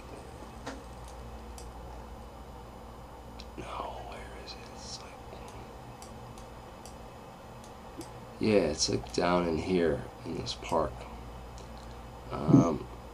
Millennium Park? No. Oh, where the heck is it? I wish I could find these antennas for you, because I could show you what an antenna looks like. These are baseball fields. Yeah, it's pretty thick cable they have. Yeah, that's really thick cable, though. It does look like to be able to see it from I can't remember how many feet you're above there. You see it like that. But, I mean, Jeremy, how thick do you think that is round? It's got to be extremely heavy metal cable. I mean, to see it from Google Earth. Boom, here's one. So, is this a radio antenna? Where is it? And you Yeah, got to it is remember, one. back then the communications were radio antennas. Maybe they were just testing the strength of their standard radio antenna. Or in the 60s and the 70s. I mean, they're doing these tests. it could have been a tower too. You know, think about this too. Radar tower or something. What if it was a tower that they posted up one of these above the surface detonation devices on, like I was saying, where they detonate the bombs slightly above the surface. So they just build a mock tower, and after that thermonuclear device went off, whatever that platform, that structure, just would be melted, legs. But why would they look like spaghetti? It doesn't look like structural columns, and they'd be cross bracing and stuff too. So Right. I don't know. It's just literally they'll do a video on stuff like this and be like, "This is real serious." It's in the Nevada test range. This is where they fly planes and do like bombing drills, because it's a whole it's a nuclear wasteland. Each one of these craters is a bomb place where they set off a nuclear device for a different test. Well, I think you're right too. They could have suspended the weapon, 50 feet in the air, 75 feet in the air, and detonated it, and that would have been the way they would have did it. And who knows? They might have used a different tether every time and done like several tests in that one I've seen those tethers area. before. I've seen those tethers before going down into big. It almost craters looks like also. they would have done a big above the ground test, because look how this whole section is where If you email them, you'll see they'll where tell the you. most radioactive places are, because look at here we have plant. You can see vegetation, right? But as you get closer to the center of this, there's no vegetation, man. If you take a picture of that and contact them, they'll get back to you. They did with David. Yeah. But that fake UFO that was sitting over the ground for many years, and they found out it was two piles of dirt. One pile of dirt was gray, one pile of dirt was black, and it looked like a UFO with a shadow. I'll never forget it. It's the only UFO that sat there over like 12 years on Google Earth. It's like, it's been there an awful long time. So what about supposed there's a secret underground tunnel that connects Area 51 with Edwards Air Force Base? Well, they claim that they have evacuated tube technology going from, let's see, wow, literally they claim it connects the whole 38th parallel all the way across the United States. So here's Edwards down here. Yep. I wouldn't be surprised. And I know there's. it's not I know that that they far have away. extensive. It's not that far away. It's right here to there, but damn, that's like a ton of tunnel boring and some serious stuff. There's a friend of mine that's still alive that worked underground at Edwards in the labs. That's one of the more probable. Like Joe Rogan says that he thinks that Bigfoot's the most probable or believable. What about the freaking underground tunnels, man? Like, yeah. What about that? You don't think that's like a more believable one? I like the whole idea, because I've come up with this theory. I went to Denver Airport when I flew out of there years ago, but I saw the murals and everything, and just like driving into the place and seeing the surrounding landscape. I heard it's spooky. It's kind of a weird place, man. It's spooky because look at it. First off, the whole thing looks like a giant swastika. That's right. It is. I know that some of the NASA training buildings are giant swastikas too. Which, geometrically, it wouldn't be a bad design for an airport, because for a layout, geometrically, I could see why it may not just appear like that, you know. So there could be other, you know, I wouldn't really go into the whole theory that it's Nazis and all this other stuff, you know, the swastika. But really, realistically, what the heck is going on here? Because they have this, underneath this terminal, this big canvas thing. It's like the whole thing was dug out, and there's all kinds of serious, huge excavation going on there. Right. You see this pit that they dug out and this trench and all this other stuff. It's like, oh, if they can build that's that, and they can dig out stuff like that, and they got all this.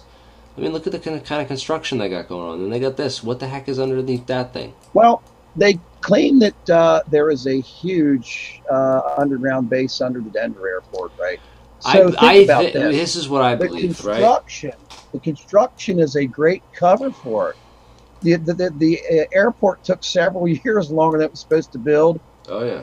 Longer it was supposed to take. I mean, the construction itself, Jeremy, is an excellent cover. I mean, you just pull tons and tons of dirt out of there and just keep shipping it out, You know what? It'd be kind of crazy, but we almost like should start like a fund to go do like an investigation on this to see if man, I wish so. How about this, right? What if we took like a ground penetrating loop, right? Like similar to what they use with the ground penetrating radar searches, right? And we just made a vehicle, and we did a loop around the whole airport to see if there's any like weird differences in the ground where it's like, oh, there's a hollow point, there's a giant hollow point like right here. Look at the patterns there. I mean, that looks like a pyramid almost. Oh yeah, all the weird Masonic stuff in Denver. What I really think is going on there, Dan, is I think that there's, if they had, it's quite plausible they could have tunnels that go here. And what I think they do, what I really think there's a tunnel that goes from here, and it goes to, and it goes out to, where the heck is this? Let me just see. Not Cheyenne Mountain. Iron Mountain.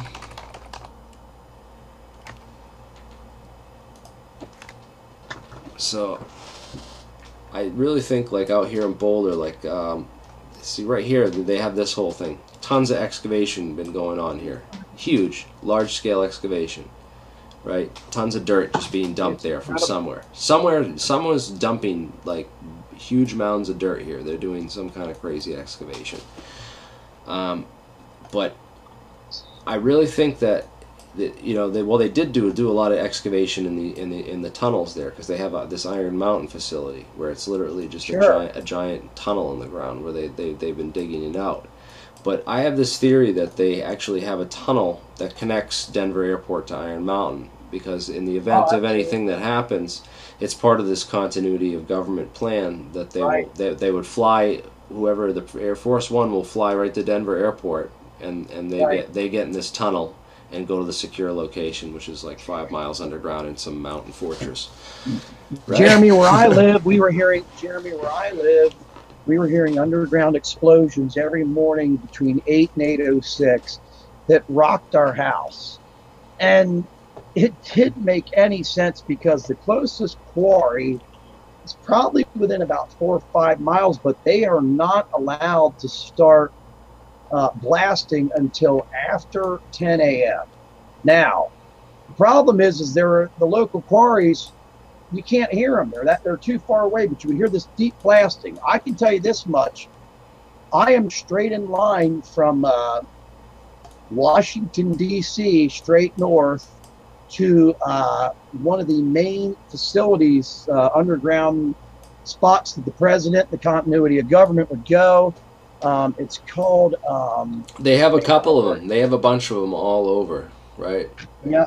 Yeah, and this isn't the only one. And really, I think that's what those things are for. And a lot of these rumors about the giant tunnel boring sites and machines are really part of this. That this went on for 7 years. Oh, Raven Rock Complex. I would be pretty much north of there from.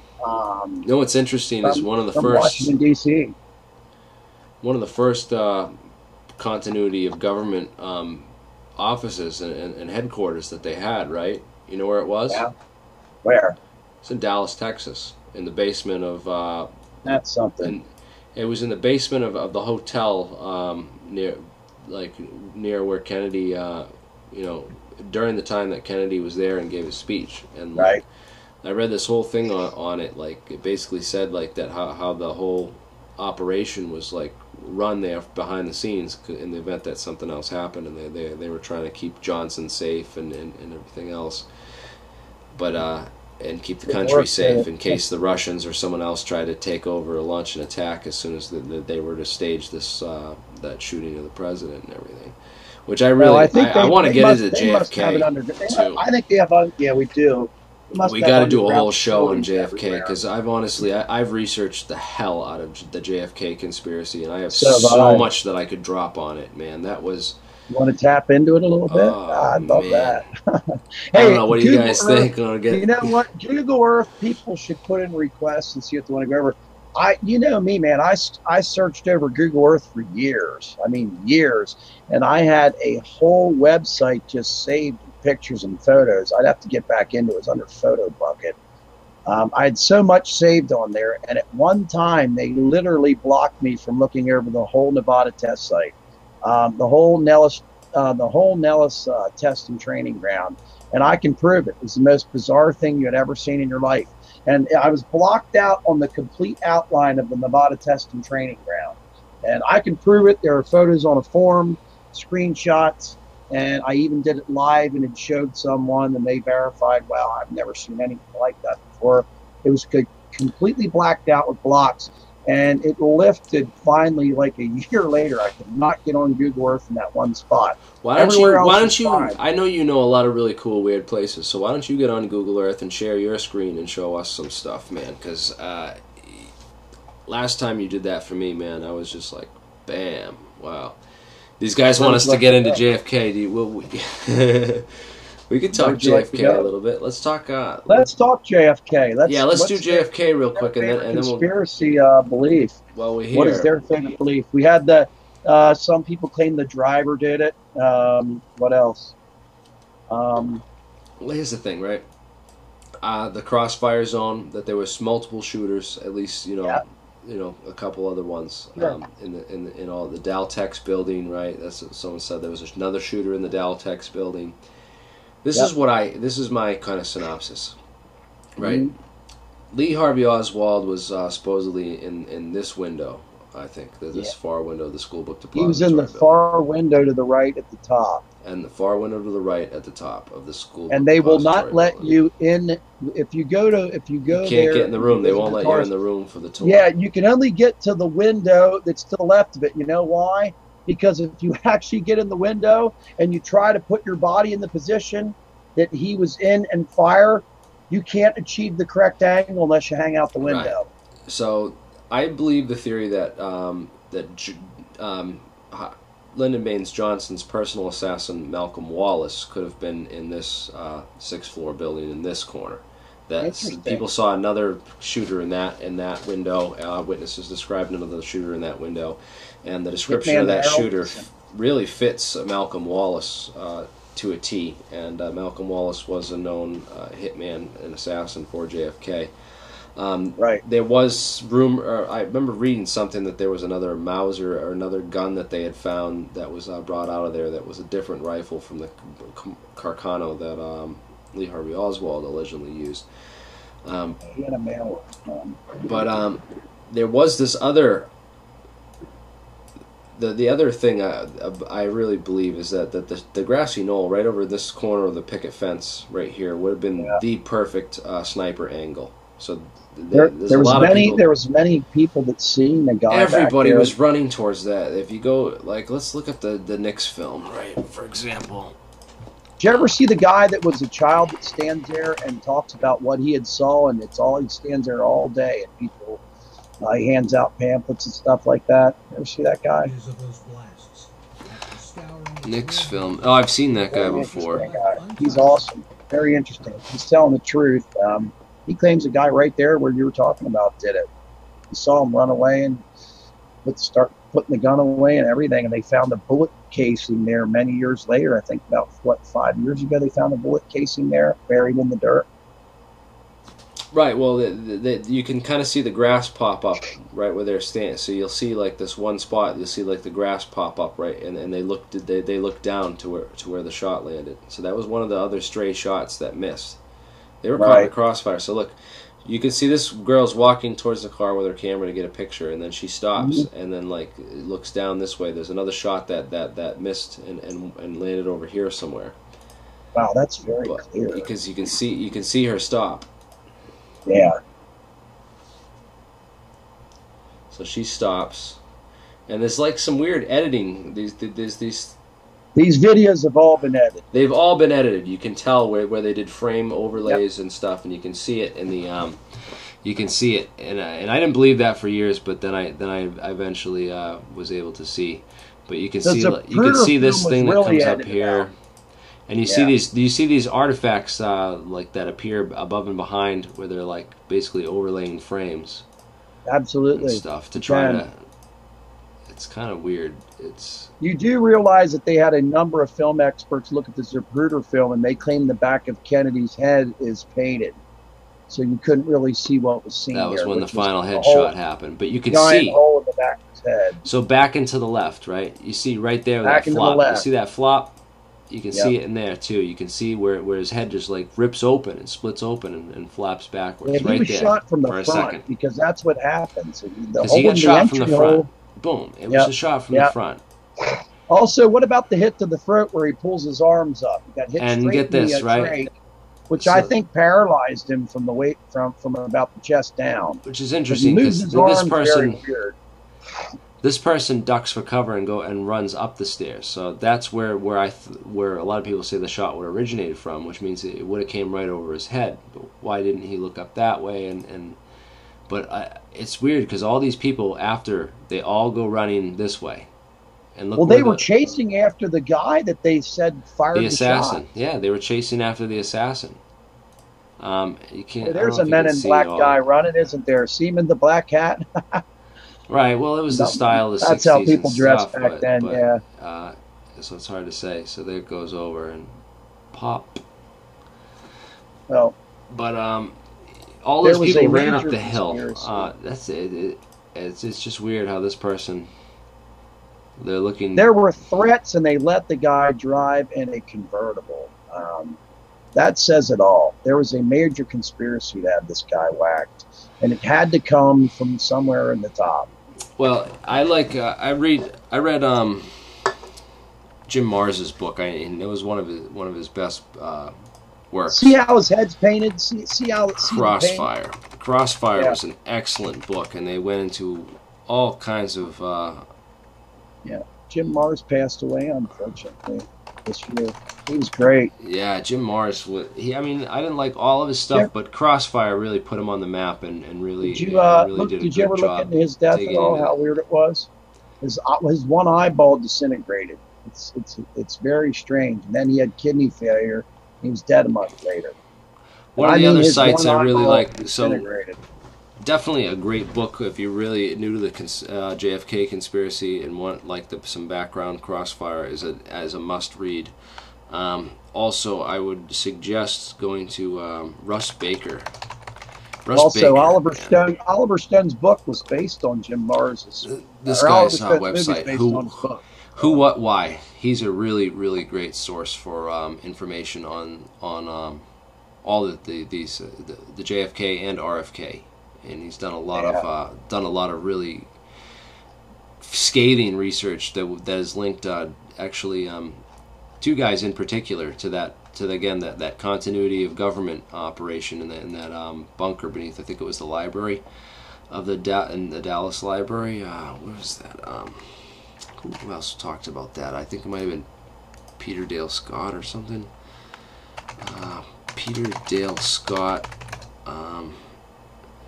JFK and 9/11, because he talks about like the war conspiracy and I think this is it, the road to 9/11. But he basically compares this continuity of government.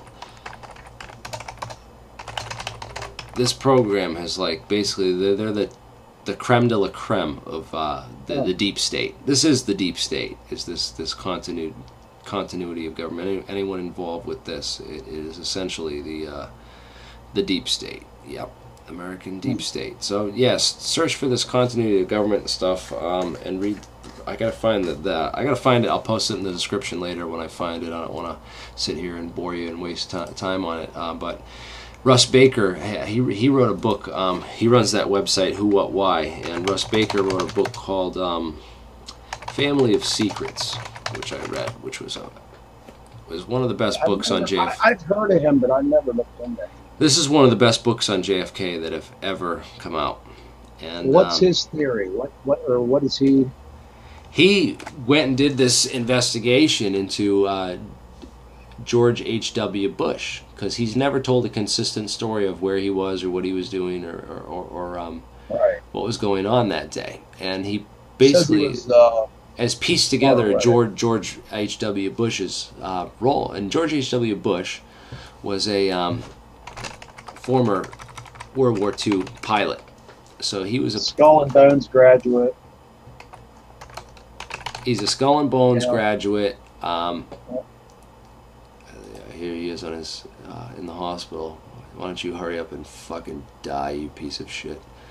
Yeah, he was just But anyways, this guy, he dug into Bush's history, because Bush is he's the only guy to be head of the CIA, a vice president, and president of the United States. And he was married to Aleister Crowley's daughter. You don't get to be all those things unless you got some really, really dark secrets. And he found a lot of these dark secrets. One of the interesting things was there's something called the Parrott Memo.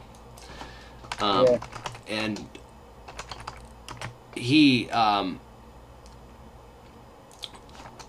Russ Baker, Parrott Memo. Let me see. Russ Baker, Parrott Memo. So Russ Baker, he really... I seen Russ Baker when I saw his picture there. I've seen him before. Yeah, that guy's good, man. He's a good, diligent researcher, a real journalist. And, so this is the memo. Basically, George H.W. Bush of the Central Intelligence... Oh, no, this isn't the one where he says he's of the CIA. But George Bush, he furnished he basically creates an alibi for himself to say that he's somewhere else and doing something else. But he was basically in Fort Worth, Texas that day, not far from Dallas, at this Kiwanis Club, giving some kind of political speech on something or whatever. And he left that meeting early and went somewhere else, and then went back to Dallas to check into this hotel. I think this whole Kiwanis thing was just like a distraction or another alibi that he kind of created for himself. But I really think that George H.W. Bush's actions in Dallas and Dealey, he was in Dallas and Dealey Plaza that day when things went down. I've seen this, and I about George Bush and Dealey Plaza. I don't know if you guys have seen this guy. Oh, they say it was him. So it's not. It is actually, this guy was not George H.W. Bush, and Russ Baker kind of confirms that. See, this guy they try to say that this dude was George H.W. Bush, and that one's been going around for a while. But yeah, let me see that. Hold on a minute. Let me see that again, because I never seen this before. I know about the picture that they said was Bush. Right. They tried to say that Bush was in Dealey Plaza, but Bush wasn't in Dealey Plaza. What Bush was doing is he was actually at a private airport in Fort Worth, Texas. And these two he was at a private airport in the same year. I don't know if he was the Dallas airport, but he was at the Dallas Love Field. He was at Dallas Love Field. He wasn't in Dealey Plaza. He was at Dallas Love Field, and his job was to fly the hijackers to Fort Worth on a small little Cessna aircraft that he had borrowed from this guy named Zeppo. And this is in the diary. They pulled parts of Barbara Bush's memoirs and her diary, and he pieced together the whole puzzle of the timeline of where he was and what he said he was. And then he was borrowing this guy named Zeppo's plane, or it was Zeppa, but he spelled the name wrong on purpose to try to disguise it, to try to hide the fact and hide it. But Russ Baker actually filled it. It was a different spelling of Zeppo, and that this guy had this plane that George Bush borrowed and actually flew from this airport. that day, and it was right after the assassination, not long after that, his plane actually took off from Dallas Love Field and then landed at Fort Worth, in Fort Worth. And what his conclusion was of reinvestigating is that he was a CIA agent right after Skull and Bones and leaving there when he was supposedly this Texas oilman and stuff. He was working for the CIA down there in Texas as an oilman. He was connected with the oilmen that met at what was it, Hunt's house that night. There was a big meeting with all these like top people. That was basically where they say that it was another person's house, but there was a ton of prominent people there. Right, that meeting. Next day, they said LBJ was there and stuff, and then the next day he was killed. Right, but Bush was in that ring. Alan Hunt claims he was a CIA agent that was there to be a backup killer, and they claimed he was one of the tramps. Well, no. They did find out that George Bush was connected with this other guy, George de Mohrenschildt. Well, George de Mohrenschildt, and that was the only one that was Lee Harvey Oswald's handler. He was Lee Harvey Oswald's handler, exactly. He was CIA. This guy was a CIA agent, and he knew Lee Harvey Oswald personally, took him under his wing, befriended him, was basically guiding him around and keeping him on a leash for the CIA. You know that and when this guy got killed, he was going to testify to the House Select Committee on Assassinations right after, and George Bush got put in place. He got put in charge of the CIA during that investigation. Mohrenschildt killed himself with a shotgun, I think. Yeah, two shotgun blasts. That's what they say. He killed himself with two shotgun blasts to the head. He shot himself twice. He shot himself in the head twice with a revolver, too, after exposing the CIA sold drugs to, what's his name, Rick Ross, the crack kingpin of Los Angeles. In this guy's diary, though, in his book, they found he actually wrote to George Bush while he was he said that he was getting harassed and that people were following him around. He wrote these letters to George Bush, which are saved in the archives and stuff. And it's really weird because he looked like he was a close personal friend. He had George Bush's address and phone number in his address book when they found him dead. He had wrote a bunch of letters to George Bush, being like, use your pull and your help to get these guys off me. I promise. Like, he said he was going to be like good, and I'm not going to talk, and you can trust me. Like, everything's cool. Like these weird ominous letters. You got to seriously find this and read them. George de Mohrenschildt was very wealthy too, from what I understand. Yeah, another thing I wanted to point out. He was an oil guy, and he was involved. Why would he be friends with Lee Harvey Oswald? Why would he be friends with him? It doesn't make any sense. I want to say this, too. I don't know if people know this out there or not, but Lee Harvey Oswald actually spoke such good Russian that he did not have an American accent while speaking Russian, which is very strange. There's a story out there also called The Two Lees. It's very interesting. I just wanted to throw that out there for people if they know anything about it, want to make a comment on the side. The Two Lees? What's it called? The Two Lees? Yeah, there's the Two Lees. There's a theory on that. The other Harvey Oswald. There's a lady that wrote a book that claims she had dated him. But Lee Harvey Oswald was CIA. His Russian was amazing. Why would the government allow a defector move back from Russia? Because he was part of the sheep dip. He was a sheep dip. Well, that's what I'm saying. If he was an actual normal human being, exactly, he was CIA sheep dipped. People know what that means. If people know what that means, so. Well, this is not the right. This is the sheep dipping. So basically, I'll give the whole history of what happened because Lee Harvey Oswald, right? It's interesting. He goes over this in Crossfire, which I want to bring up. So he was actually at Atsugi Air Force Base, right? Naval Air Force facility in Atsugi, Japan. Okay, so this is where Lee Harvey Oswald was stationed during the Vietnam War. Not the Vietnam. Sorry, that can't happen after. This was before, when he was in the military, before JFK was assassinated.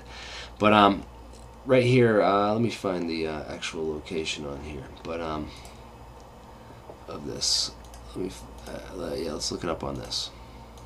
So, Atsugi Air Force Base. So Atsugi was actually the place where all the U-2 spy plane flights were being run out of. So this housed the U-2 spy Yes. plane, and all the U-2 Isn't spy that planes. strange? That's all CIA stuff. That was all CIA. There was a big CIA Yes, building. CIA One of these reports, whole CIA. hangars, one of the whole hangars at Atsugi was a CIA hangar, and they were running surveillance ops on Russia out of that hangar. And Lee Harvey find that Oswald great. worked in the same place with the code books and that were Yes. and everything, right? So Yep. when he defected to What a Russia, coincidence. when he defected Yeah. to Russia, there was a couple months later is when the Russians shot down the U-2 spy plane. Francis Gary Powers. And that big, huge, that U-2 spy plane incident in the Cold War history. And what they believe is that when they sheep-dipped him, they gave some intelligence. They send him over there with some intelligence, something to give the Russians that they can like use as a bargaining chip that will. And this happened, this political thing to get us into the Cold War. Gave him the flight and do all path, you this. think, or what? It was set up. He thinks it was set up on purpose, and that Lee Harvey Oswald was part of it, and that he had this information that basically he had gotten those flight codes and the flight logs, and he gave them to the Russians when he defected, and that the Russians used those flight logs to know where the planes would be, and they shot one down. Yeah, because they were so high and so fast, you have to know. And now they do all the incredibly surveillance. lucky shot in the world for them to knock one down. Right, they had to have known, and they had and he actually believes that the It's intelligence. amazing he survived the crash.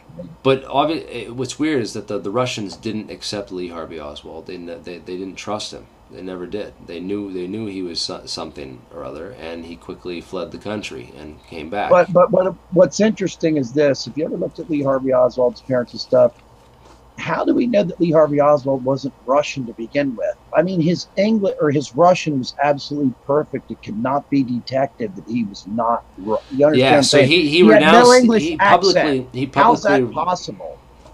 Right, he publicly renounced his citizenship, but then he returned before they actually went through with it. So he came back with still a citizen. Yeah. So, but anyways, when he came back. After he came back, he linked up with this George de Mohrenschildt guy. George de Mohrenschildt linked him up with Much older. he linked him up with the family. The Rose family? The ones that got him the job at the school book depository building. It's essentially that was facilitated by this guy. He got Lee Harvey Oswald the job at the 6th floor, working in the depository building. And then he supposedly got Lee to take these pictures, but everyone thinks that they were photoshopped, which I believe too. I've seen the evidence that they've shown that they photoshopped. Are you talking about the one where he's standing there holding the? This looks more real than that one. Where he's holding the rifle and he's. So this one looks almost more real. You ready? Yes. Oh, the banjo. No, let's look at the real one. There's the Mohrenschildt right up there. Yeah, no, this is what I looked at. He's a very evil-looking son of a bitch. Okay, so how is this proven to be fake? Well, I don't know. I'm not going to get into that, but it was something about his It had leg. to do with the shadows or something. Something about the shadows, and then his leg, and his off balance. That you wouldn't be able to stand up straight if that was I swear, Marie Oswald admitted to being the one that took that picture, but I'm Marina, not yeah, but I think they got to her. Sure. I think they got to her. Well, they did. afterward. She admitted that a few years ago. She said that her kids are They threatened them all. Done all of them. They got threatened.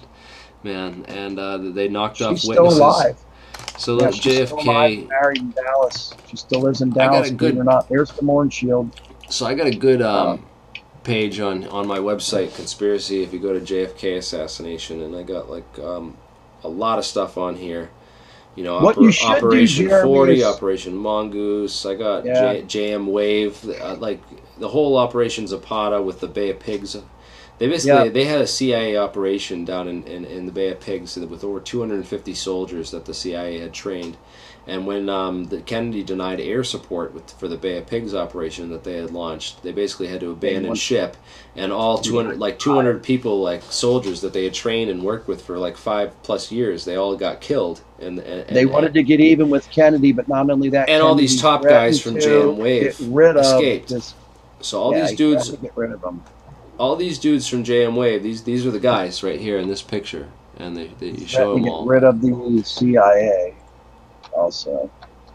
These guys basically they were all these Cuban people, and they took all the CIA, the Cuban trained CIA guys, these assassination squad, Alpha 66, which was the name of this CIA trained assassination squad, and they simply turned it on the president because all these guys hated Kennedy and wanted him fucking dead because they blamed him for killing all their friends in the Bay of Pigs. No, it had to be a hell of a conspiracy. I know that much. Well, I mean, interesting.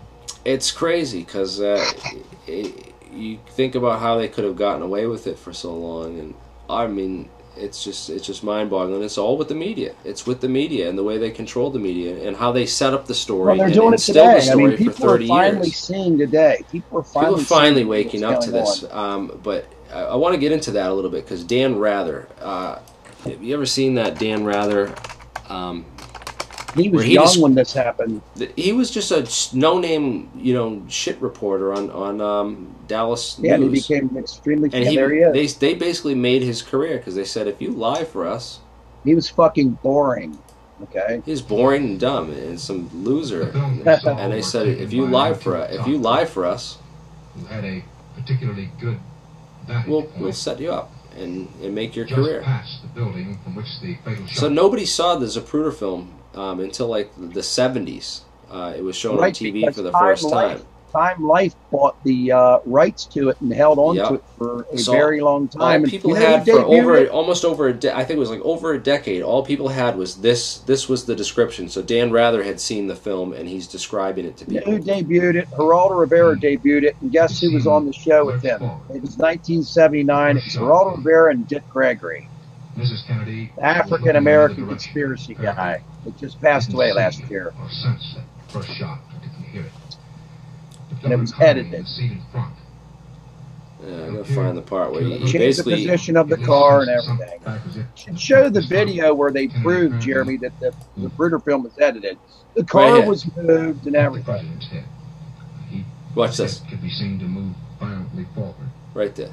Right there. Yeah, it says he moves forward. Yeah. He says he moves forward. He does not move forward. He moves back and to the left, defying basic physics. Anyone who How knows would he know that? Because back then there was no live footage of the Zapruder film. Was it? He saw it. They showed it to him before Time Life grabbed it up. He got to see it. He was one of the few people that actually got to see it. That's right. I forgot about that. Yeah. And they went on his description of it to the public. From 63 to 79, Jeremy, they had that video hidden. Yeah, on lockdown. 16 years. 16 they years. They edited it. They moved the car. I mean, and everyone thought it was live.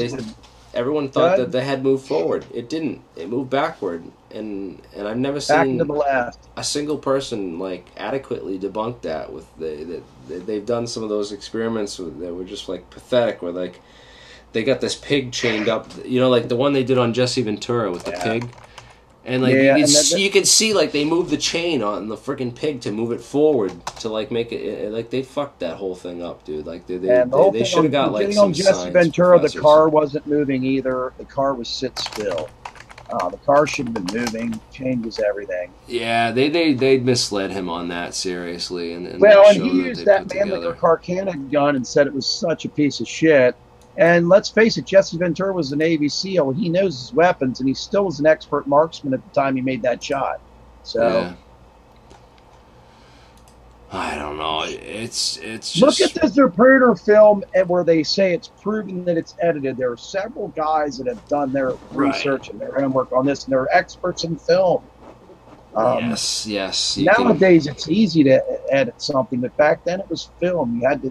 You had to really, really work at it to get done what they did, and they actually moved the car. Right, to set up the timing, to like fuck with the timing so that the shot would appear like it happened before it did. Right, so it could appear it was done by the book depository, by the same shooter too, because there's two shots that fired in rapid position. But let's look at the magic bullet trajectory.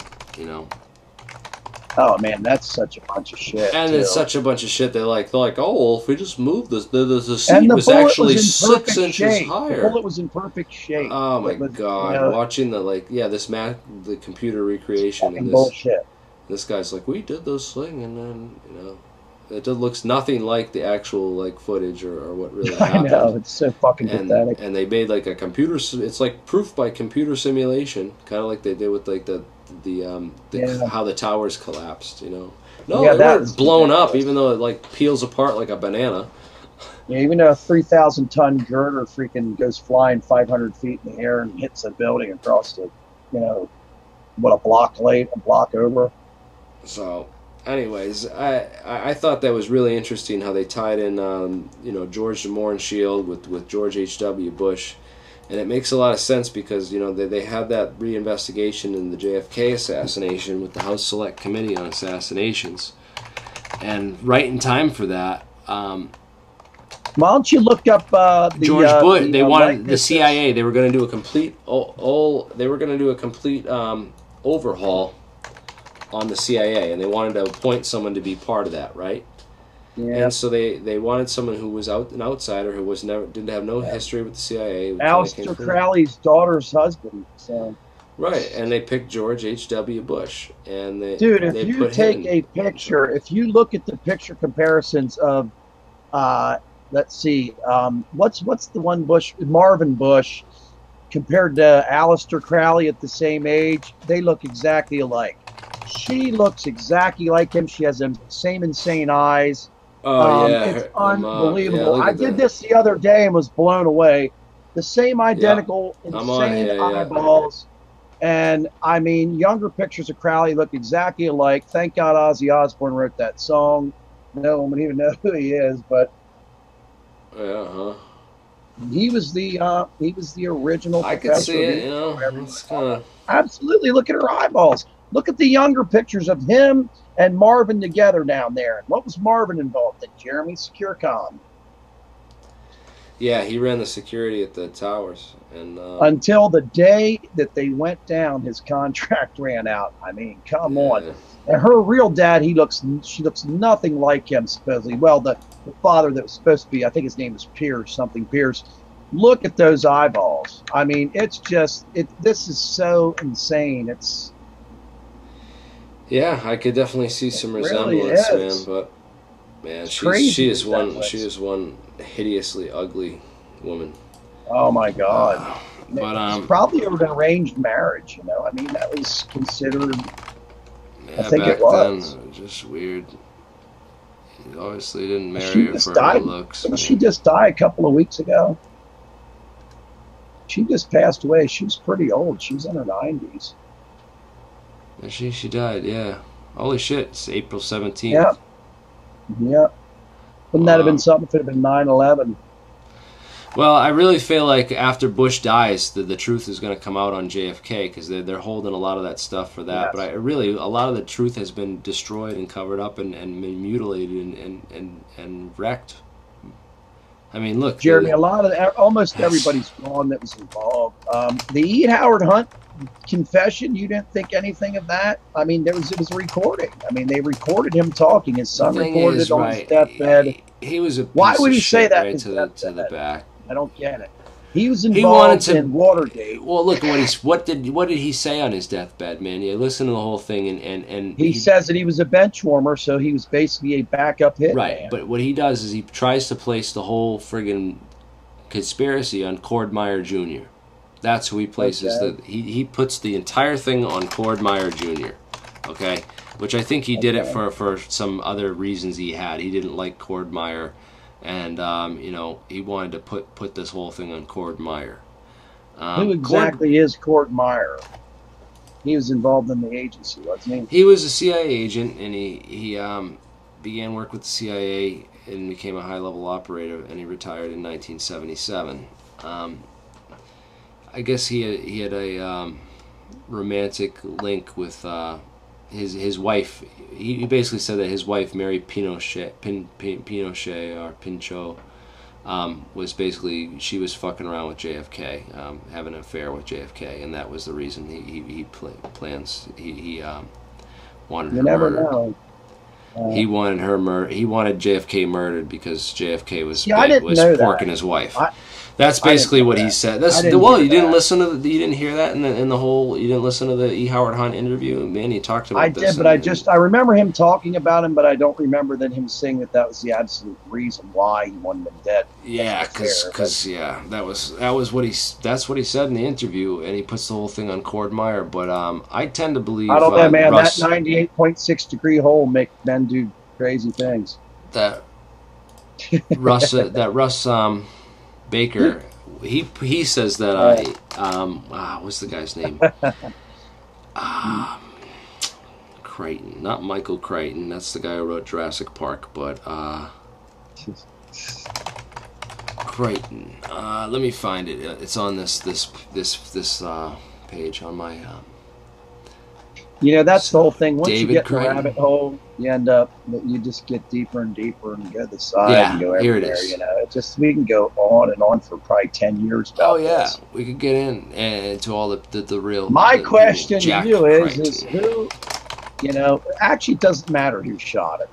He was probably not shot by Oswald. That's pretty much Okay, proven. so John Alston Crichton, also known as Jack Crichton, October 16th, 1916 to December 10th, 2007, he died, was an oil and natural gas industrialist from Dallas, Texas, who was among the first of his ranks to recognize the importance of petroleum, blah, blah, blah. Yeah, so he was, 1964, he carried the Republican banner in a fruitless campaign against the re-election of Governor John B. Connally, and then a Democrat who switched parties. So kind of like after JFK was assassinated, he tried out politics. Interesting, huh? Yeah. It was this guy. He was basically involved in the intelligence and in that bunker, and he had developed an association with George Herbert Walker. So he was connected with George Herbert Walker, one of the guys that rode in the follow-up limousine right behind Kennedy. Was riding right in the follow-up limousine right behind Kennedy. I think that those guys were watching to make sure everything went according to plan. Do you recall the story that let's see here that how was that? Johnson was supposed to ride in the same limousine as Kennedy, and he refused and rode in the limousine behind him. You ever hear that story? No. You have to look into that. There's some people that have testified to that said that's the absolute truth. So probably knew what was coming, I'm sure, because of the plan the night before and that. See, and that's another thing. You should have looked into that again and seen who all was in that home the night before at that prestigious meeting. And it's incredible. Yeah, what was that? Were on that list. Just type in the meeting the night before Kennedy was assassinated. That Johnson was there. Johnson was there. That is a telltale story of. Yeah, that one really. If we could go back in time and see what happened in that room. The bottlers meeting, right?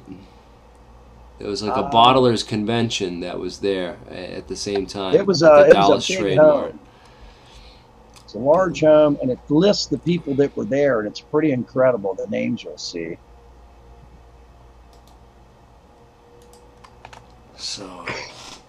Seems like these people all went on in life to do big things. You know what I mean? They all like benefited huge from this and like were linked together. Or they ended up dead. Or they ended up dead because they knew too much. Really. Yeah. And that's how these people are too. Amazing how these people shit themselves in the head twice, you know. They rope you in and then like they slowly pick you off as they. Yep. It's crazy. And they're watching you forever too. They just imagine having that much guilt on your hands and you don't know who you can trust. I had a list actually, if you go to my page here too, assassinations, I have this assassinations page and it has a whole list of deaths. And it's pretty crazy. Like these are all, it starts with all the people that were connected somehow with the JFK assassination right here. Right. And wow, I didn't know you had that on there. I didn't know you were into that as much as you are.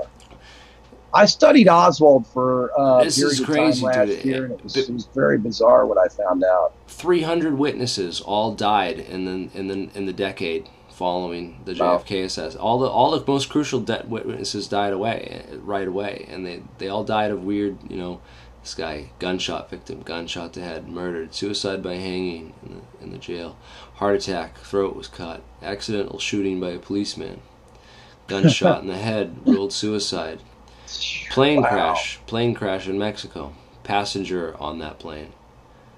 Two of these guys killed together, fatally shot, heart attack, blow to the neck, unknown, they don't know how he died, and then the cancer and all the other stuff, and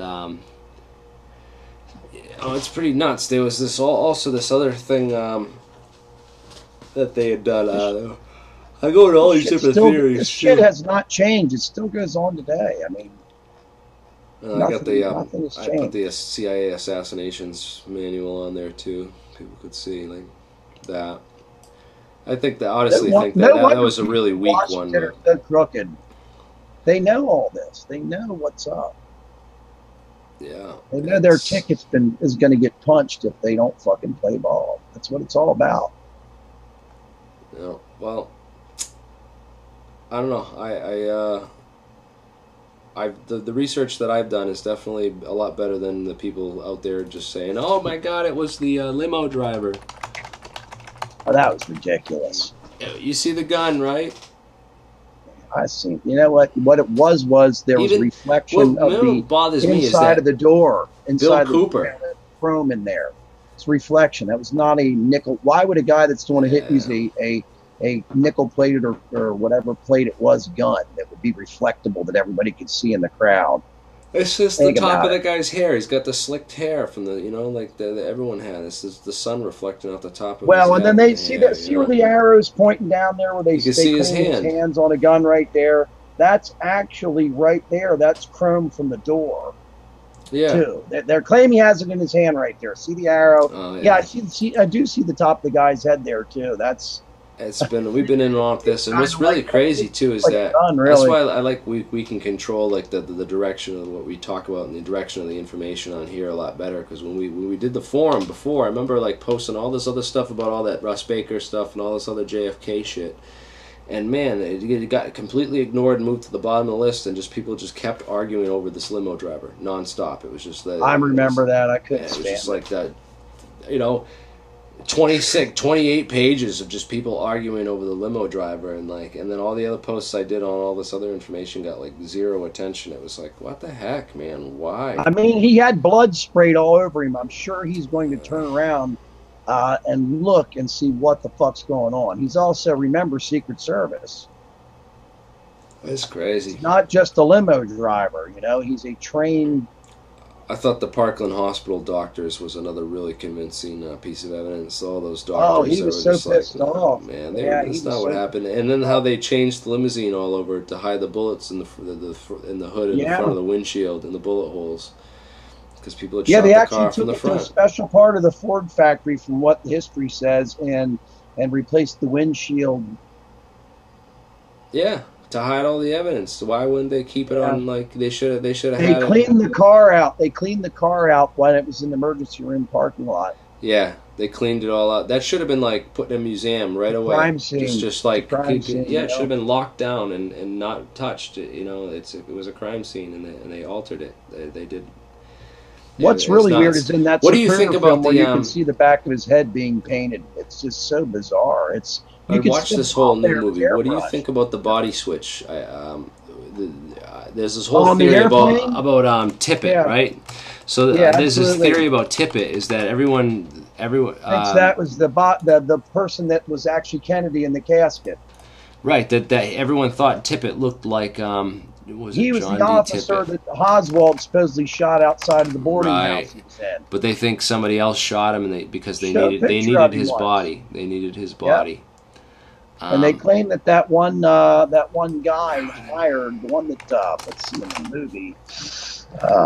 See, so this is the guy right here. Look at him. So they all said that he looked like JFK, and there's a pretty stark resemblance between him and JFK. Some people say that he was they try to pin him in Badgeman. That Badgeman shit's a bunch of crap, dude. Well, they also claimed that they had a guy on there that was the best mortician in the country, and they claimed that they had him aboard the plane, and he did whatever he could to make him look like JFK, which is really weird also, but no, yeah, it's believable because the CIA did body switches. Yeah. The CIA was doing body switches and stuff like that back then. Look at that face.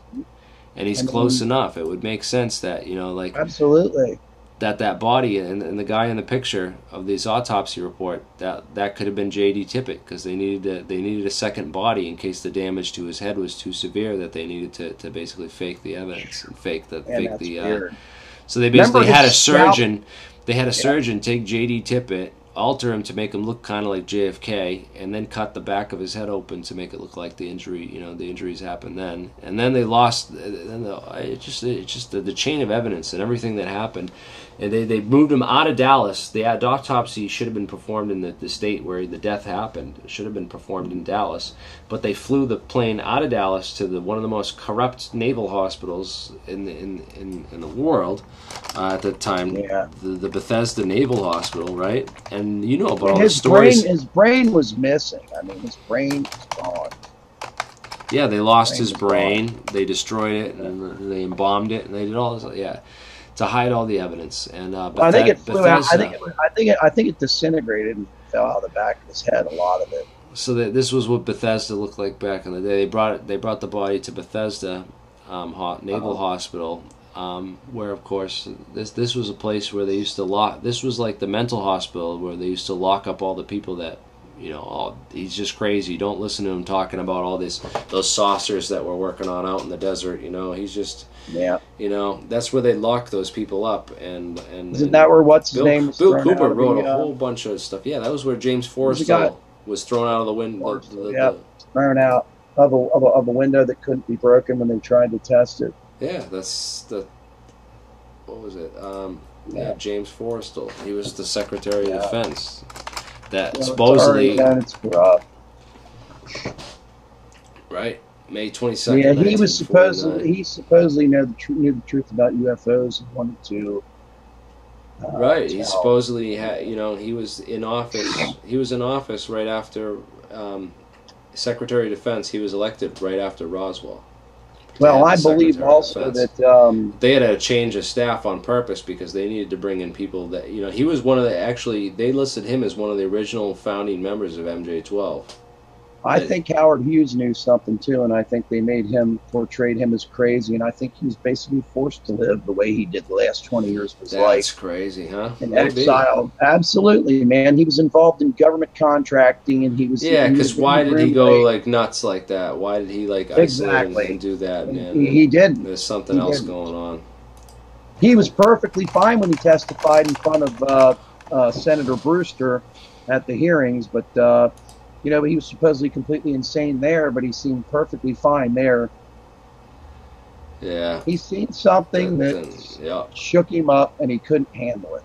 So they were like, you stay locked in this hotel for the rest of your life, because Howard Hughes was so popular that who knows, it would have raised a lot of eyebrows if they just would have probably shot him or something. Who knows, something man, what very strange. Something very strange happened to Hughes. Yeah, I'm convinced of it. That's interesting, man. I want to get more info on, and we definitely got to get more debates on. I'm not trying to, Yeah, I agree. No, but that's cool you brought it up. Yeah, let me. I'm just trying to get back to some of these comments and stuff too. People are going off about different stuff. Go ahead, let's read it. Let me see what people are going on to. I got shit talking about this. Yeah, I don't know. I think there's a lot of people just having their own independent discussions on here, is what it looks like, just talking to each other. I just looked over real quick to see, but yeah, we're getting on a little almost 2.5 hours here on this stream, and I know anybody who rewatches this video is never gonna really stay on and get involved in this long and stay on. So, and I'm getting kind of hungry. I want to go eat some food and kind of just relax for a bit. So, you know, why don't we end the stream right here? And sounds good. We've been talking about all kinds of no topics. We've been since we started. We've been just taking every taboo, you know, crazy topic, and we just kind of been going off on tangents in all these different directions and covering them all. And I guess that's an all right thing to do for now. But I want to get things more set up and organized, because we're going to start doing more discussions and more often and a lot more frequently. More or less a Saturday night chat. And just a weekly chat. I like that. Didn't start the way I wanted to. I know. Yeah. Wish that guy paid you. That's been night. But yeah, I mean, I'm thinking in the future we will have a lot more discussions and get a lot more people on to kind of debate things and get different angles, because I like to hear different sides and I like to hear different opinions on stuff, and this seems to be like the stuff we covered here was pretty you know, pretty mainstream for the most part. It's not all the information that I brought up is really mainstream. It's a lot of takes a lot of digging and research to find that kind of stuff. But I did like talking about Alex Jones and Joe Rogan. I find that very interesting. Alex Jones, like I said, I believe he wants to be the next Rush Limbaugh. I think money's on his mind, but at the same time, he's just staying as far away as he can from the conspiracies he used to cover, and it sucks. The guy used to make $50,000 a month, Jeremy, out of his house. His wife said that, and for some reason, and that was back in the late 90s. I mean, you got to be kidding me. I mean, that's not enough. So he has to go take on this insane conglomerate of hundreds of people now. And there's a vacuum, man. There's a vacuum. It really is. There's no one out there doing what Alex Jones used to do or what these other guys used to do before they kind of sold out or changed or whatever. And I think that he has hundreds of millions on his mind. A couple other people, we put together a channel and we just dedicate it to just, you know, doing real investigative journalism and reporting on different topics and different subjects, and we just switch it up all the time. We'll do a different subject all the time and really get involved. But I'd like to stay more focused, and we kind of jumped around a lot tonight and kind of just went down little tangents on different subjects to kind of like give overviews to just kind of show what kind of researchers we are and what kind of information we have up in our brains. But I really think if we picked like a specific topic every week and just we'll pick it like the week in advance for next week, like, so we'll pick a topic for next week or something, and that way me and you will have like the whole week to kind of like do a bunch of research on it. And it sucks. It's hard for me because I've been working full time. Well, I haven't been lately. I've been out of work on a workman's comp case for the past couple weeks. But I work full time and I have a regular day job. But I want to eventually be able to transition into somehow being able to do, if those guys can make $60 million a year and have a real professional studio and do this, like, it shouldn't be too hard for people who've done the trench work and put in like their hours and have it all up here like me and Dan do, to be able to get a show and something going where we can really, you know, just nail these conspiracies down and go after people and hold debates with skeptics, get these guys on to debate with us so we can really, you know, get to the bottom of these things. Because you were on here a long time ago with a ton of, you had what, 70,000 subscribers 5-6 years ago, and there was an infiltration that just shut the forum down, everything down like that, and we have our suspicions on what happened, but I think we can't dwell in the past, and we need to focus on the future and pick up the pieces, and that you know, Ken left and that Ed left and that all these other things left in the past, the stuff that we've done with this channel. You know, it happens in this type of research and in this field that you will follow leads. And sometimes you'll follow them for 5 years. Sometimes you'll follow them for 10 years. Sometimes 25 years. Sometimes, you know, you follow them your entire life. I followed these leads down, and then after 5 years, like with the Ed Fouché thing, where I kind of gave it up and let go of it, and said, you know what, I'm not gonna revisit that. But we're gonna have to revisit Ed Fouché. That's another thing too, because that's not like the stuff that this. He's been gone a year, and I get messages a lot about him, but I don't respond. You know, there's still a lot that hasn't been told or hasn't been said, and me and Dan have been going back and forth on some of our debates. But it's been long enough, and we put enough distance ourselves between it that I almost think that we should do a rehash on that and sort of argue our different sides and kind of try to get to the bottom of that whole case too, because there's a lot of people out there that are. There's someone down there named Monica that says, I believed Ed Fouché for years. Dan still believes it. Let me just say this much. I knew Ed better than anybody, and Ed never said that that story wasn't true, and I'll just say this much.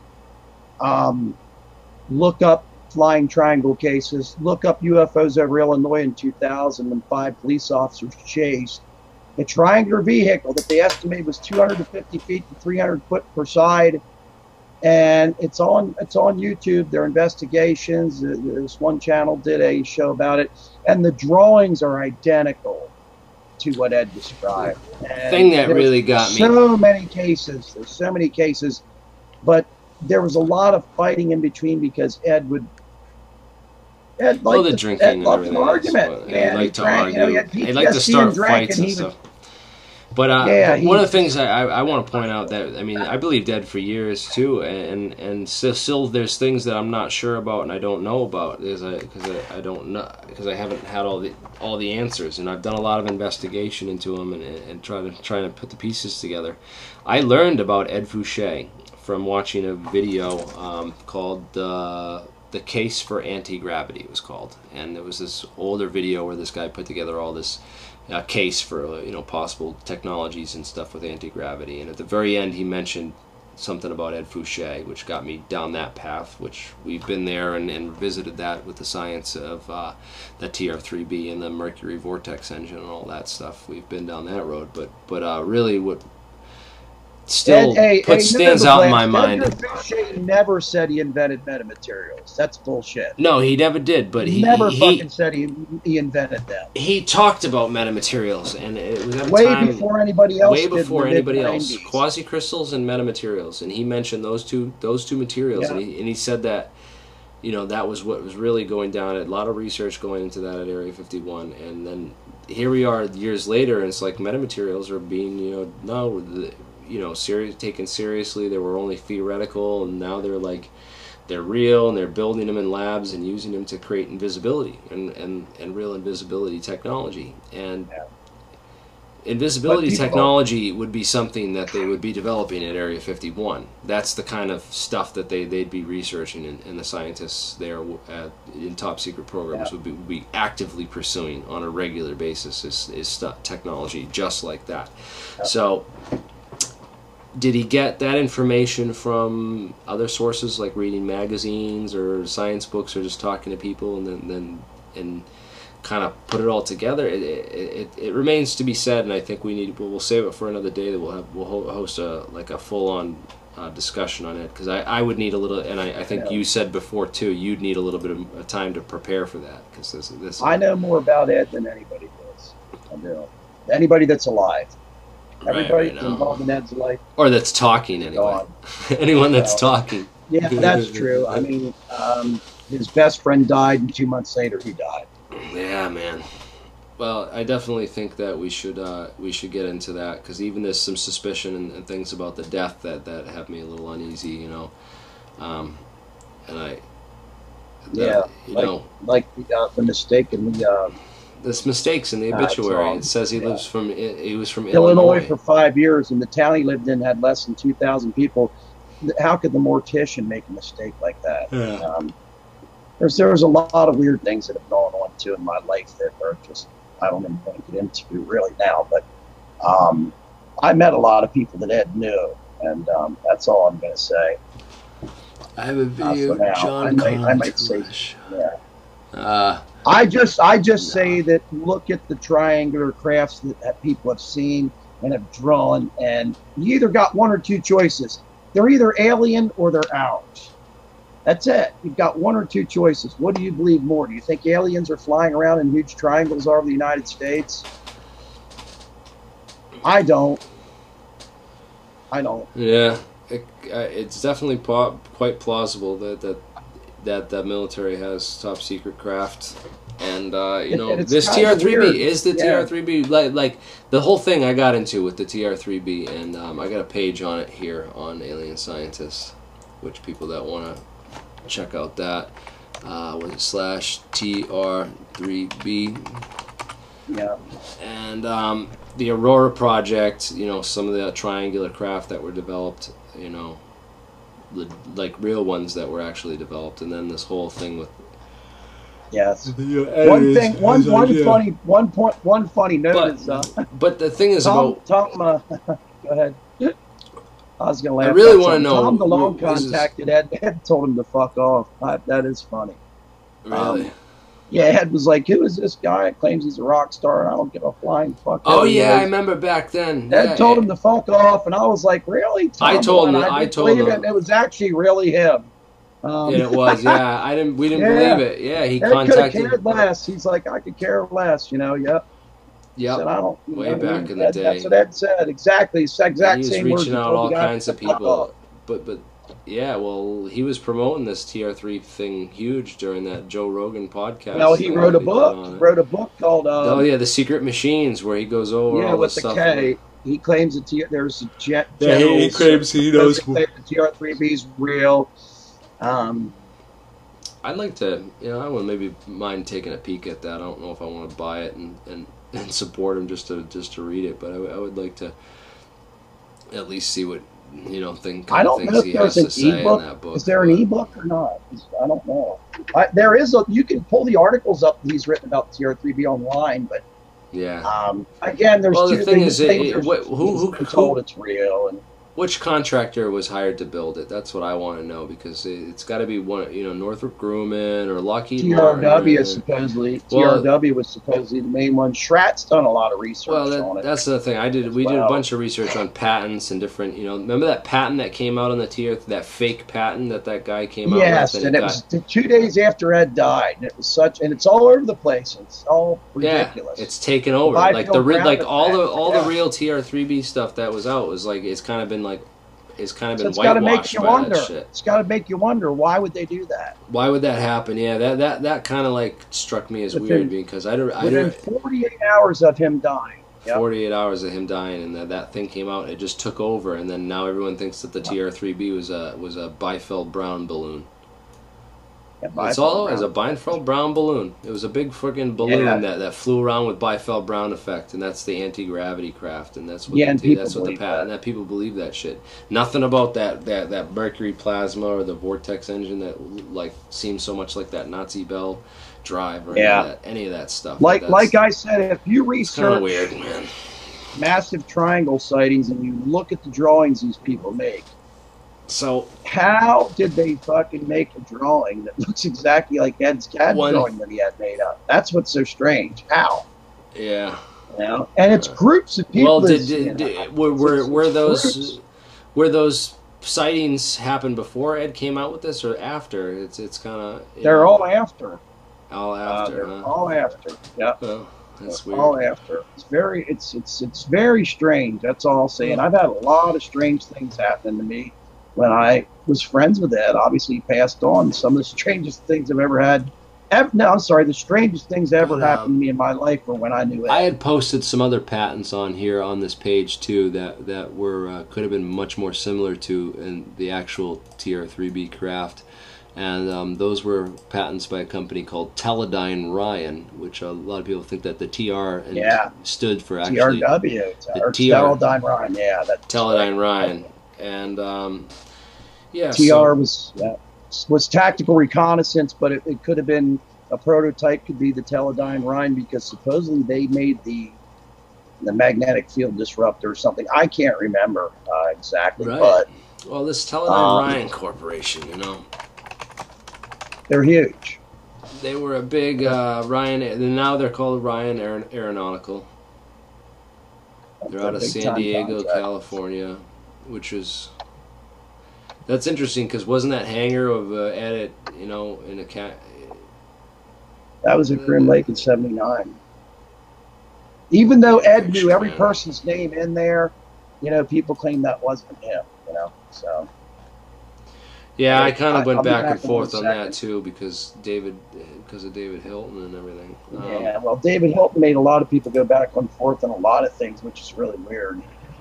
You know, I mean, I go back and forth on a lot of stuff too, but you know, certain things. I do too, but the whole thing is that, like I said, investigate these triangular sightings, and that's where it's at. It's the investigation. And what about that Lackland Air Force Base photo where you look it up and it's the only one in the whole Air Force book where that doesn't have the names of the guys on it. Yeah, it's the only one, because I was looking for Charles Hall in there, and there's no Charles Hall in there or his aliases in '64. And that would be another topic. It's the Air Force's freaking site. It shows every class that graduated, and it's the only one you can find of hundreds or maybe thousands of classes that doesn't have the guys' names. It's very strange, man. And David Hilton, when he did the FOIA on Eddie, was blocked by the DOD at first, and David had the recording of the phone conversation recorded, and he had the video up. It used to be up, and when he turned on Ed, he took that video down. Then he actually did get a FOIA from, let's see here. He did get a FOIA. That's part of Ed's FOIA right there. Yeah, I'll be I back have. in a second. It's right up It's here. online. He was in the Air Force 20 years, and everything that's blacked out are classified schools. It's at fouché.html, alienscientist.com, fouché.html, and you can go down here. You can find that whole David Hilton had sent me that. It's still up, and you can get the whole. You can download it right on his website and see that FOIA that he got on Ed. We really should revisit this another time, Dan. I want to end this stream because I'm starving and I want to get something to eat. Yeah, I am too, and I don't really want to talk about it, to be honest with you. I know. I told you we weren't gonna, and it kind of just came. Well, up. no, I mean tomorrow none of my computers will work. I mean, right? Yeah, Jesus. As soon as I started no talking shit. about it. I mean, I've been through 4 computers in the past since November 4. I've been through that many. I know. We've talked brand about new. this. I blame Best Buy. Dan thinks it's because why haven't they hacked my computers, Dan? How come I didn't buy my computer at Best Buy, but they haven't hacked mine yet. I'm not saying it's just kind of coincidental. I talk about them one night. And I asked you this. You never computers don't answered me. Do you have a UPC? Do you got a surge protector with a battery backup for your computer? I have a surge protector. Yeah. Yeah, you should definitely have one of those. I got one. It's bizarre things that happen with the computer. Though. My last I did have a computer that fried, but I kind of almost I don't know whether to blame that on the electrical in this friggin' apartment. And here's the thing, surge. though. I've had so many computers that went. I bought the 3-year. If you have any problem with it, you bring it back. They give me a new one. They got the shits of me. So they gave me a computer that costs, I'm not going to say what it is, maybe $699 more than the one I bought, which was extremely expensive. Now this one's holding up till tomorrow, probably. Right. So I just try not to even talk about it. I really do. I don't want to. Yeah. This guy Ryan's going on about this conspiracy and the. I've been reading it, Ryan. Man, I don't think you have much of a case there, or it's really about at this point. It's more about what not what happened and how. Right? Everyone wants to talk about what happened and how it happened. That's all the conspiracy theories and all the movements there. Everyone in this conspiracy world wants to talk about what happened and how it happened. And that's really inconsequential. It's really, I really think that we need to move away from what and how and talk about who and why.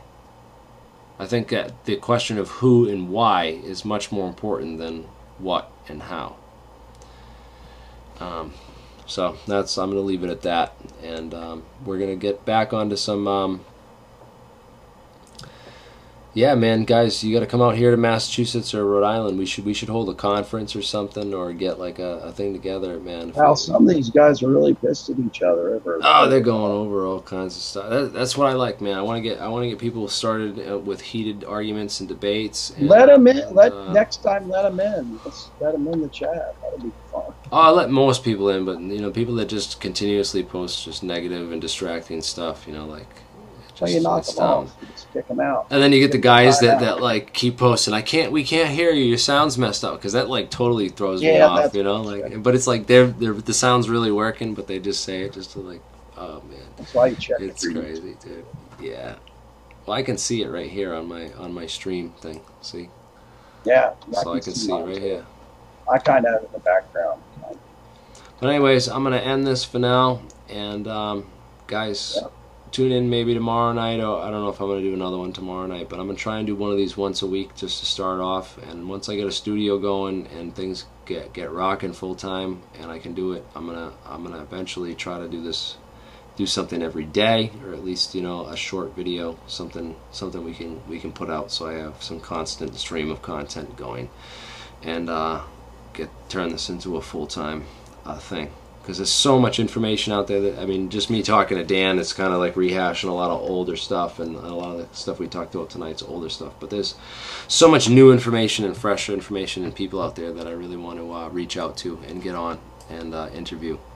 So those of you out there, you know who you are. We'll be getting in touch soon, and we got tons of information that we need to go over and discuss and report on. So stay tuned, and thanks for watching, guys, and thanks for all you guys over here in the live chat hanging out with us tonight. And have a good night, guys, and thank God it's summer, right? Everyone, hope you all have an awesome summer full of truth.